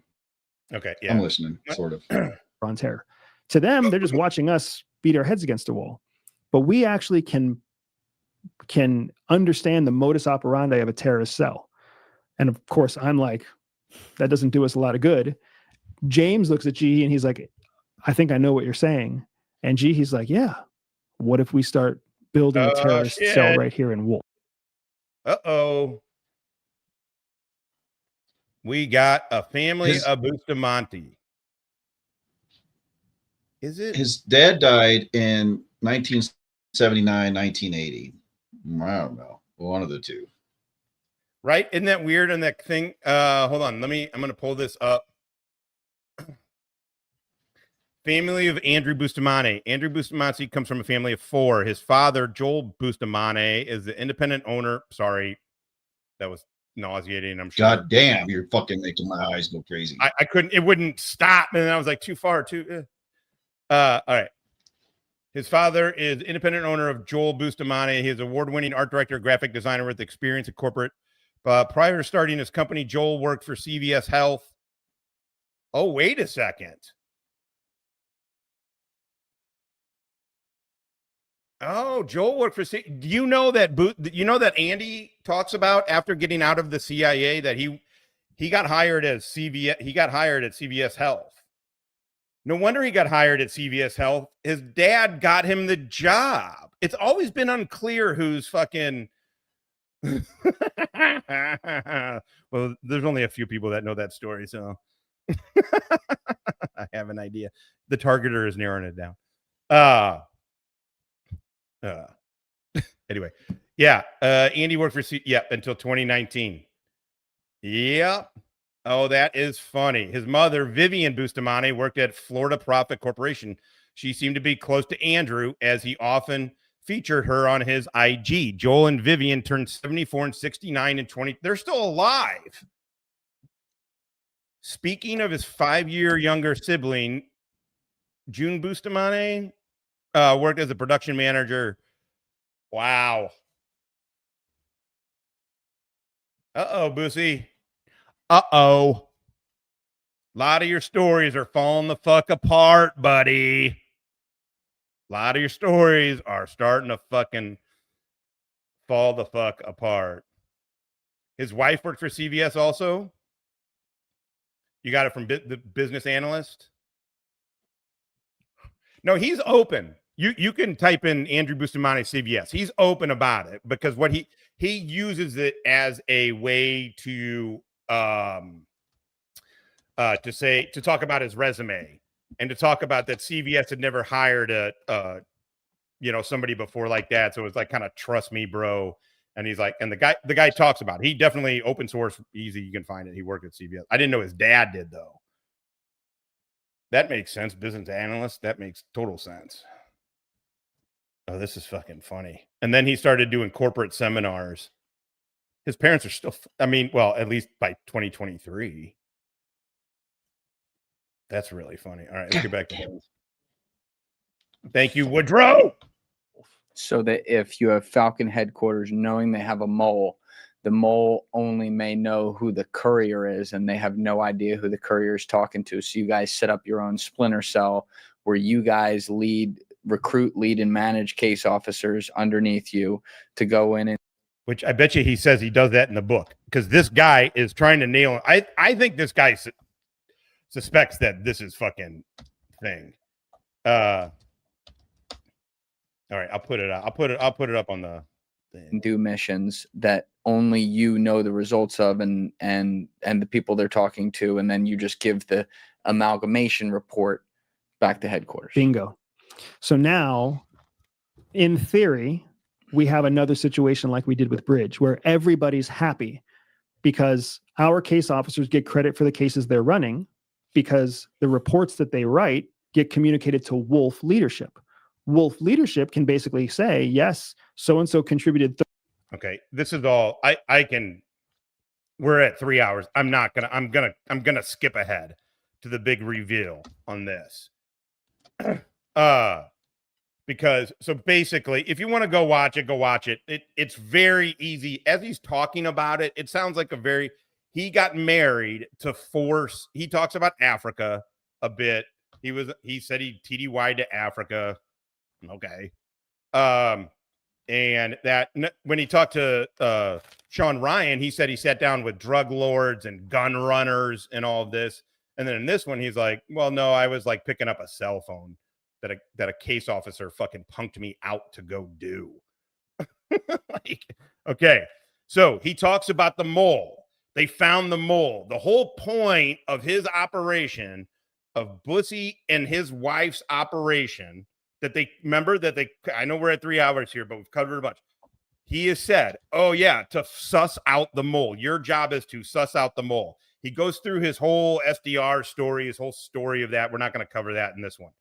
So he said, yes, we were able to suss out the mole. We were the reason the mole got sussed out. Okay. 30 reports this month. Wolf leadership gets to take credit for those reports. So then this Julian dude is like, oh, I Googled. Okay. So I Googled this. Happened because we had to assume that the reason I was under surveillance was because somewhere we had made a mistake. Did you ever find it? We never found a mistake on our side. So that left the only other explanation. The mole. So even though you guys were a cell set up so that the mole wouldn't have access to that, something happened to where they at least knew who you were. The mole. The mole and knew. We had set up the cell so that I was exposed. This is what I'm saying. This dude is stopping believing some of this. He's like, okay, so the whole point of your thing was to simultaneously be bait, yet also be so compartmentalized, because he uses that my operations were so sensitive that they were compartmentalized. That's why nobody will vouch for me. That's why, in fact, specifically, people are saying, stay the fuck away from you, and that he's lying. Right? Don't trust the Bustamantes is what you got fucking told. The mole. So you were simultaneously used as bait / so clandestine and compartmentalized that nobody could know about it. Okay. And then the mole, they figured it out because the mole tipped off local security in China. Come to find out, China tipped off, and then they caught the mole. So this dude's about to have a mic drop.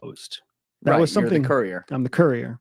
So that's how we had set it up, and we set it up that way intentionally. And setting it up that way was beneficial to the CIA mole hunt on their side. So even after we had done our scrub and Langley had done their scrub, everybody came back and was like, there was no error in operations. This was. Nothing happened, dude. You were in a third even if you were in China, which is fucking unlikely on this, even if you were in China doing an SDR, all that literally happened by your own words is that you were positively found to be under surveillance, or at least you thought you were under surveillance. I mean, there's a lot to unpack in the other parts of this that's too technical. I won't do it, but like, it's basically very early on in his SDR. He thought he was under surveillance and then freaked out. That's all that's happened. This was the mole found you, and the mole reported you, and the good news, happy story at the end, they found the mole, and they were able to operate on the mole in large part because we got the right person to make the right mistake at the right time. That was what was confusing, man. See, this is what's great. Here he goes. I'm telling you, this changed my mind about this dude. I mean, at least the interview. I found the mole in one Google search, so everyone out there can.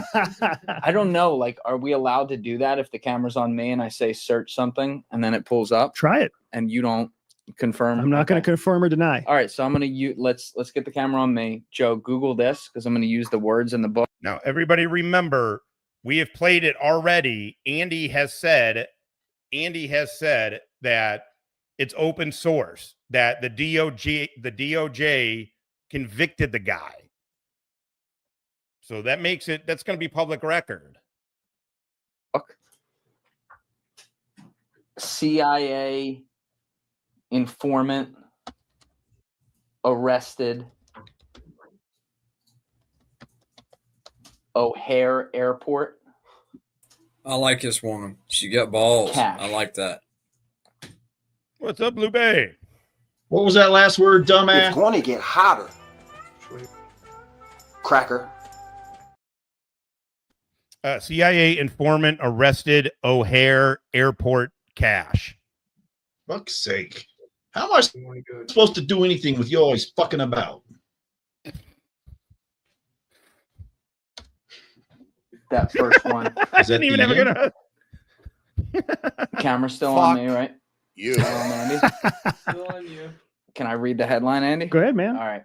How a $230,000 debt and a LinkedIn message led an ex-CI officer to spy for China. Kevin Mallory went years without a steady job, making him a right target for recruitment, court documents say. Now, you're not going to confirm or deny. Now here, this is what I want you to look at. That's Kevin not what pulled up Mallory. for me, by the way. What's that? That's not what pulled up for me, by the way. Oh, no. I believe in conducting experiments live and in time. And what popped up for me is Department of Justice. Airport worker sentenced to 2 years in prison for using something. Yeah. And that's what this is, right? So then it's China. But what's funny is he was months behind on his mortgage in early 2017. Old Bustamante left the CIA in 2014. This dude wasn't even recruited by the Chinese. When did Bussy start coming out with all these fucking stories? Probably 2019, right? It feels like it's somewhere, I don't know. My case is from 08. Your case? Oh, it's a different, I think it's a different thing now.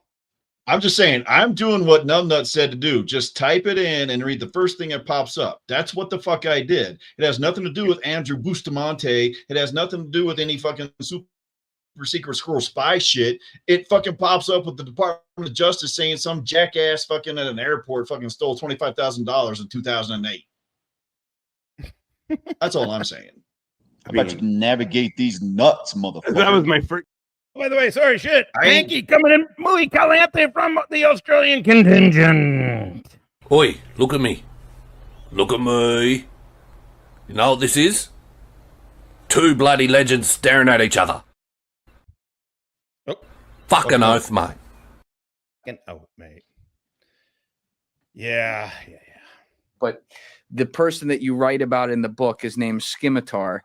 And what was confusing to me is that the guy had a CIA background, according to what you write, but had been outside of that for a long time.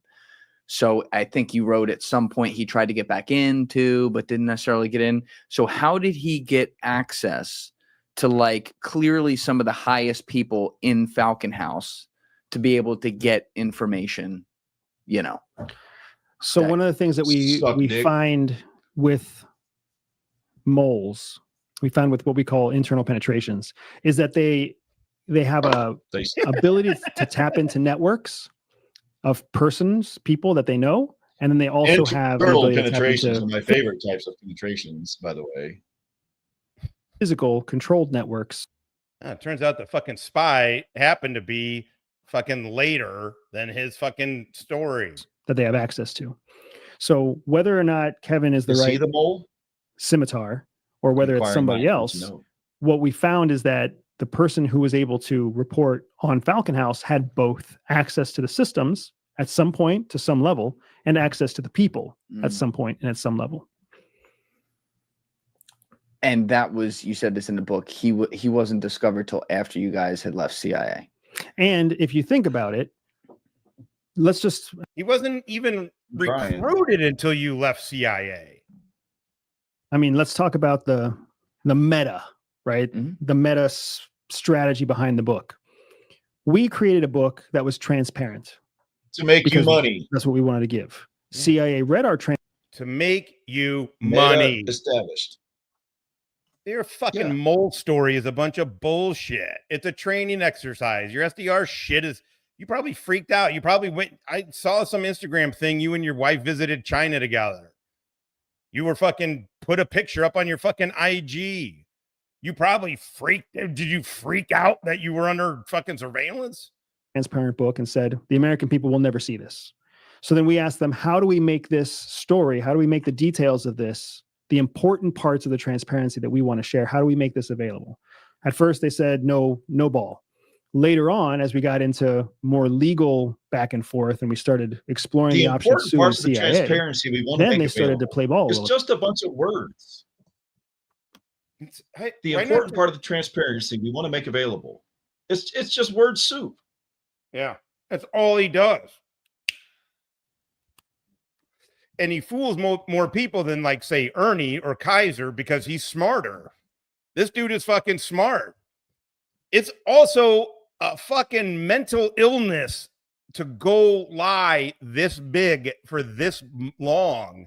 For years, he's been trying to break in. And then he broke in and he won't go away. It's a mental motherfucking illness to lie like this. A bit more. So what is in this book is still what CIA would have considered to be classified from 3 years ago.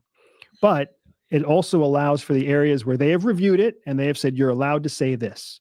So whether the O'Hare Airport was something that we intentionally intended to say at the beginning, or whether that's something CIA came in with at the end, is up to the reader to determine. It's not up to the reader to determine. You are lying.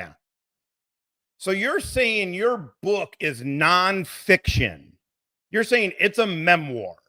And now you're saying, hey, it's up to you to decode my fucking lies. Is it classified as fiction? Smart. Oh, but either way, it was allowed in there. So correct. That we can pull on that kind of thread. Did you, like, while you guys were still there, though, first of all, once you get made and get out of there and have this daring escape and then report it back and it gets handled and whatever, what happens to the cell after that? Because now they don't have a courier. Oh, yeah. They find a new courier. When we built the architecture for the cell model, we made it in such a way that couriers, the nodes, as we called them, could always be replaced, and that the scale, the model, could be scaled in other places. So Wolf found a new courier. And when Jihi and I both left Wolf to go on to our next operation, they found a new targeter too. Wait, your next operation? Remember the fucking video that we played where after you got blown, you said, hey, put us in a desk job? You didn't go on to another operation, you lying fuck. And then we helped start to train other units of CIA around the world how to build their own cell model. Some people picked it up. Some people hated it. So when you acted, now you're saying when you told Sean Ryan in 2023 that you acted covertly on every continent except Antarctica, you mean you were doing that as an instructor to go teach these guys? The CIA was flying you all over the world to embassies to teach people this? Give me a fucking break. None of this happened. The NCA flew my partner and I all over the nation to teach people how to be cemetery caretakers and cemetery foremen. It's totally possible. It's not out of the realm of possibilities. Oh, no, dude. I was on an MTT for a year. We taught targeting. That's how I went to Mexico. We were trained. We'd go across the country, and I did Germany and Mexico. And then, but we were teaching targeting. Yeah. No, I get it. The guy who fails, the guy who constantly fucking fails, who freaks the fuck out. Now they're saying, but I was a proven subject matter expert in the field. I had already managed multiple cemeteries. I had real world life experience in You the were craft. also a GS-14. You were a 14 as well. I mean, it's not like you were some person they're trying to get rid of, like this guy. This is crazy. He knows he's. But everybody that picked up the cell model had their targeter, had their case officer. By the way, Wally and I were worked directly in this environment at this time. This shit was going on completely. I had never heard of him. I was literally the first military intelligence, so another just army govy to go through the what are they oh my god, TCPC, anyway, the network. He's making it up, folks. Listen, look, he's taking too many fucking cues from the fucking dorks we've been fucking covering. Now I'm he's looking like, at him, right? T something. Oh, I'll look at my paperwork later. It's in my shed.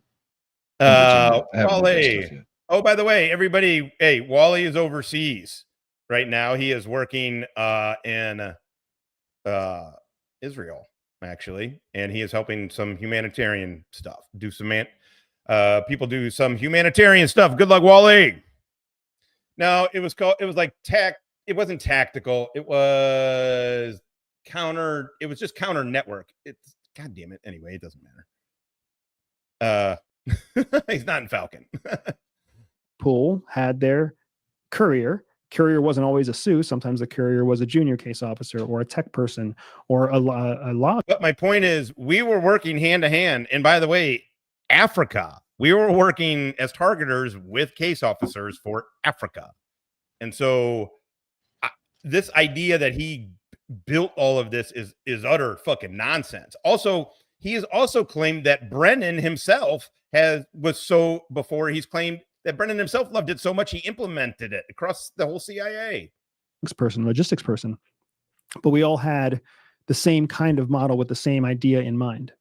So this mission was clear. Fucked up. Wally's over there to repopulate the Palestinians. That's the kind of show you're getting over here, folks. Really a success because you invented something new by using something that previously like an enemy had used against you. And eventually part of the work leads to them actually uncovering the mole. And also along the way, you're getting a lot of intel on Falcon that you wouldn't have been able to access if the people that need to get that information had, some sort of direct connection to the mole. Right. It's actually funny because from CIA's point of view, the success was for the exact opposite of the order that you laid out. What do you mean? The first reason we were successful was because we got information on Falcon that we didn't previously have. Right. Okay. And then we because we got them all. We also got them all. Okay. So you see that later there's people from CIA who are publicly talking about not necessarily the detail you did, but the model of like having compartmentalization, which is kind of what for case officers, which is kind of what you invented here. So clearly. Yeah. The dude who failed FTC, who has to the only reason he gets pulled on anything overseas is because he's married. He marries Jihi, and now they're a couple. And so he's got to go where she goes. And he complains in this one that like she had work. I didn't have anything to do. So I just came up with this idea. It's really funny. In the modern day, some version of this has been adopted at a high level across the agency around the world for different missions. Right. So what's fascinating is that in the immediate aftermath, the last few years of my career, I trained other people how to do this. My wife was also called in to train other people how to do this. We very quickly rose through leadership ranks from middle managers to senior managers based on the success of operations and our success exporting this model. But then we left. And we left for personal reasons. We wanted to raise a family. We had been promoted so fast in CIA that we were basically being pulled off of operations together. So there was. Look at that. Look at that pause face again. We're about done here. Once again, he just said he was so shit hot.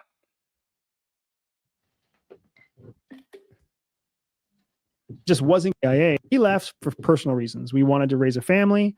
we had been promoted so fast in CIA that we were basically being pulled off of operations together. So it just wasn't conducive. CIA is not an organization that really cares if you want to be parents or really cares if you want to be married.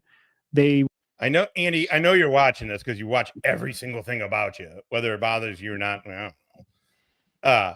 Yeah, I think his wife is fucking really, really regretting like a lot of this shit.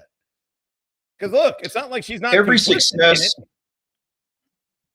Yeah, every success I had in the VA only added more responsibility onto my plate. It didn't take it away. There's like, oh, you can handle that. You did this great of a job. Here's some more. Yeah, here's this. some more. Here's this task. Here's this task. They didn't take it away from me.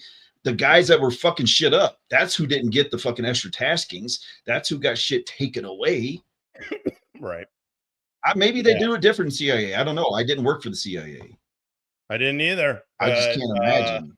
Every other situation in life is not like that. Want you to serve the American people. So we came to the conclusion, I had always come to the conclusion, I'd rather be married and be a dad more than be a public servant. So once my wife kind of landed on the same shoe in our success, we left CIA.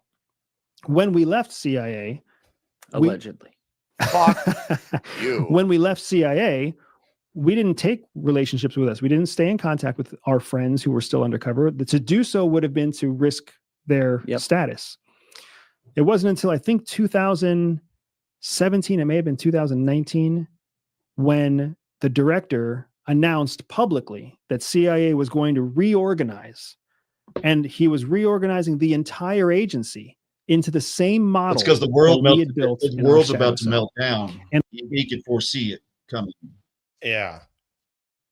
So 5 years after he left the CIA, Bussy, 5 years after Bussy, Gayson Bourne left the CIA, Brennan makes a public announcement. John Brennan, then director of CIA, makes a public announcement that he's reorging CIA based on Bussy's principles. The same model that we had taught around the world. So it's almost like our model went from the field to headquarters, which is exactly how we would expect change to work, because the field drives the operation, headquarters react. I hate to tell you guys this. It's also very targeting officers have been doing this for a very long time. The Zero Dark 30, the main character, Jessica Chastain's character, is mostly based off of one specific woman, but is really kind of a group of women. They call them the sisterhood. These badass chicks were fucking hunting bin Laden, and they were fucking getting it. This is before there was like targeting officer kind of thing. That character is a targeting officer. My point is this: I'm not saying that we're cool. We're fucking cool. No, but that targeting officers have been next to case officers for a while at this point. This dude didn't do anything new. And that conflict must have continued for years. And to my understanding, it still continues, because after the reorg, most of the NCS was angry. The only thing that... Wait, what does this have to do with your shit? It's not the only thing, but one of the main things that I am a little concerned about with this book coming out is all the angst and all the ire of CIA case officers who hate John Brennan's reorganization of CIA. They're now going to know we were part of what contributed to that reorganization. This is psychotic. But based on what we know, this is psychotic to think about. Why in the fuck would anybody associate you with fucking John Brennan? Oh my God. They all he said hate his so name much. on a podcast. John Brennan's not a well-liked guy, and I'll go so far as to say he's not a good guy. Very, very clearly. I can't think of one thing I like about that guy at all. But him taking something that was successful and putting it into operational planning is what you should do. And I don't understand why. I could see why this wouldn't be useful absolutely everywhere. But when you need to compartmentalize things to basically create a safety outlet where you're still, not only are you still able to do your job, you actually really have more freedom to do it because no one's looking over your fucking shoulder. I would assume as a case officer, that would be something that you're like, well, fuck yeah, sign me up. So why are people like, no, we don't want to do this? It's like they're saying they want a daddy at Langley. It has nothing to do with the operation. And that's what's so sad. And this is one of the few things that I will say is really, really sad about CIA. It is a careerist organization. So everybody who's there. Shut the fuck. What government entity, what business isn't a business maybe, but what fucking government entity isn't a career? Shut. And who stays there? That's kind of why I went to the VA. How do I get up in my career? How do I climb one rank higher? How do I stab my friend in the back so that I can be the next GS-14 or GS-15? Because they all know that at the end of a 20 or 30 year career, only a few people will be making. You don't stab anybody in the back. You just do the fucking work. You earn that shit, and then you compete for the fucking job. You don't just get promoted. You have to compete. So I never got, once I was Govy, I was a 13, and then to step 6, and then or step 5, and then that's it. So I didn't get promoted, but I did have to apply internally to transfer from Charlottesville up to the Fort Meade thing, to that targeting thing up there, which was okay. But yeah, anyway, you don't stab people in the back, man.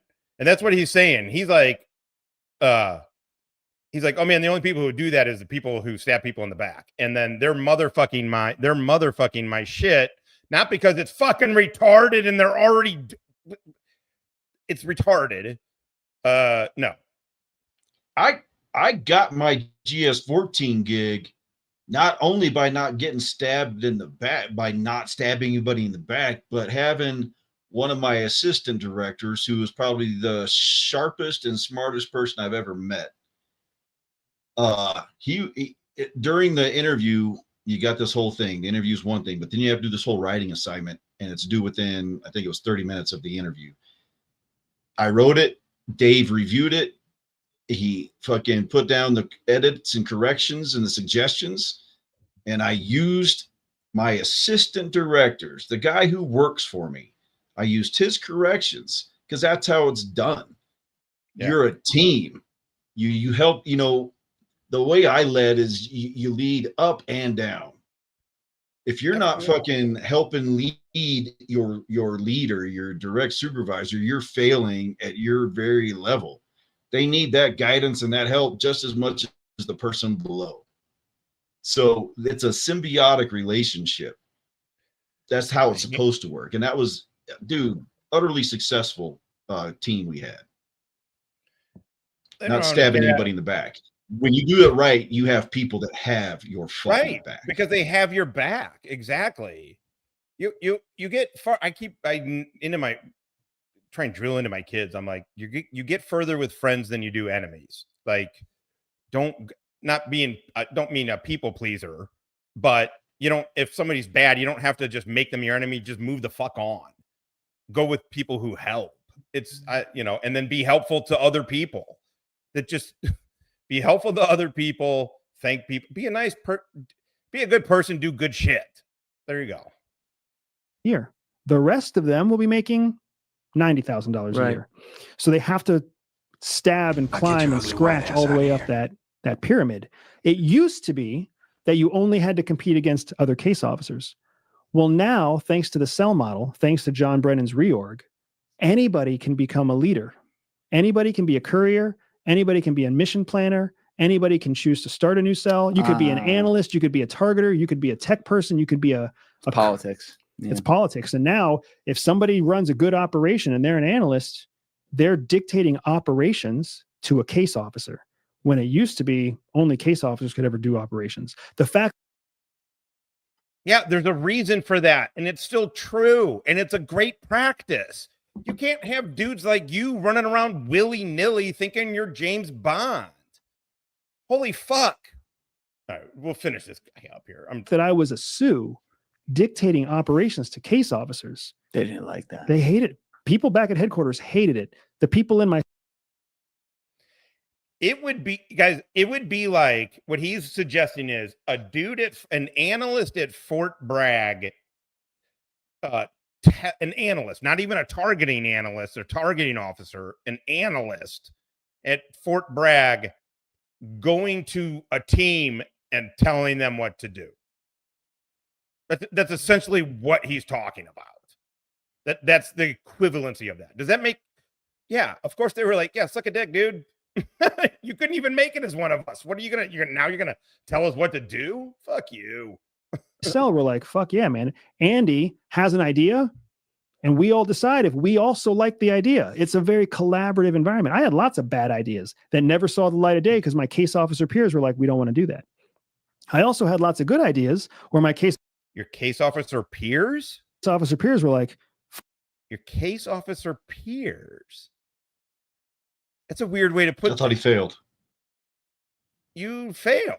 Are you talking about your class? Like the case officers who became your class? I think he's talking about, I think his story is all from fucking FTC. Fuck, I never thought of that. That's not the way it works at headquarters. At headquarters in Washington, D.C., it's a game of fucking how do I get out of this bow tie and how do I stab somebody in the back so that I can get back out to the field and do real work.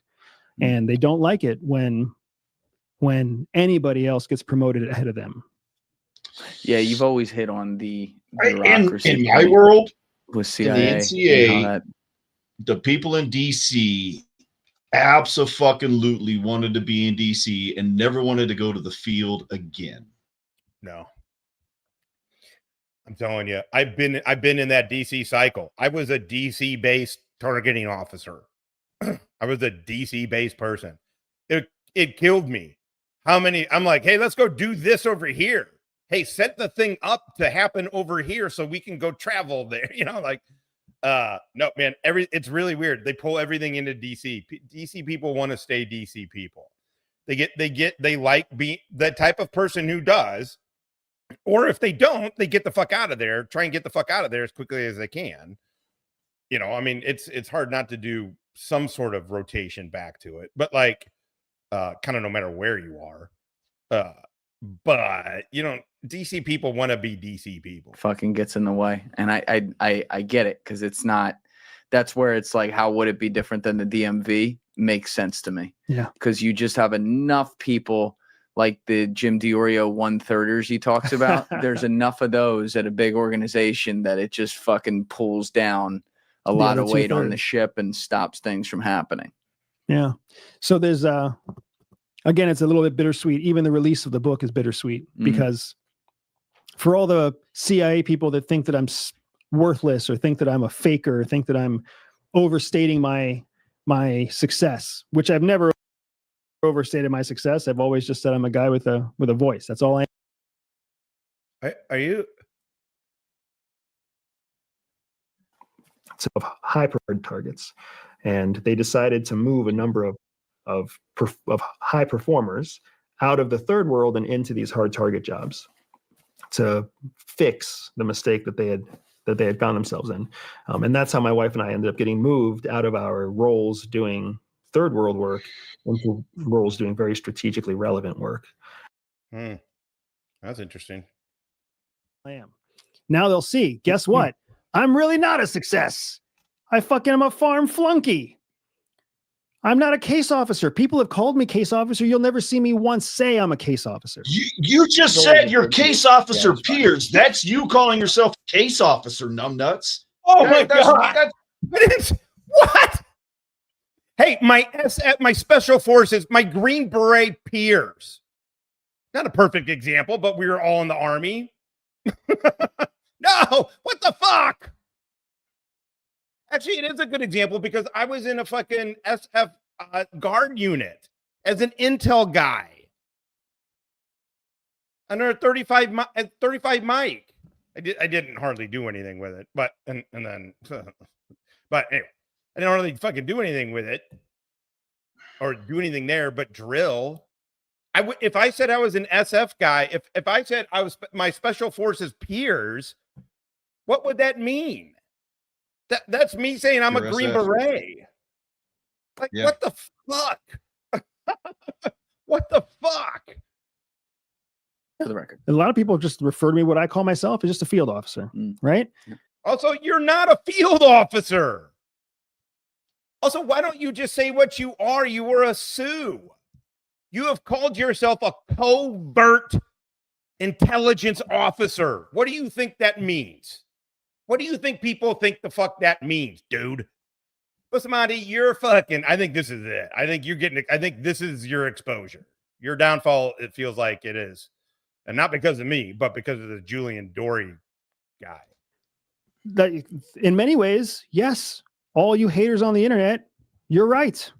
I'm not great. I'm not God's gift to CIA. I never said I was. In fact, I wrote a book telling you about how bad I was at being a CIA officer.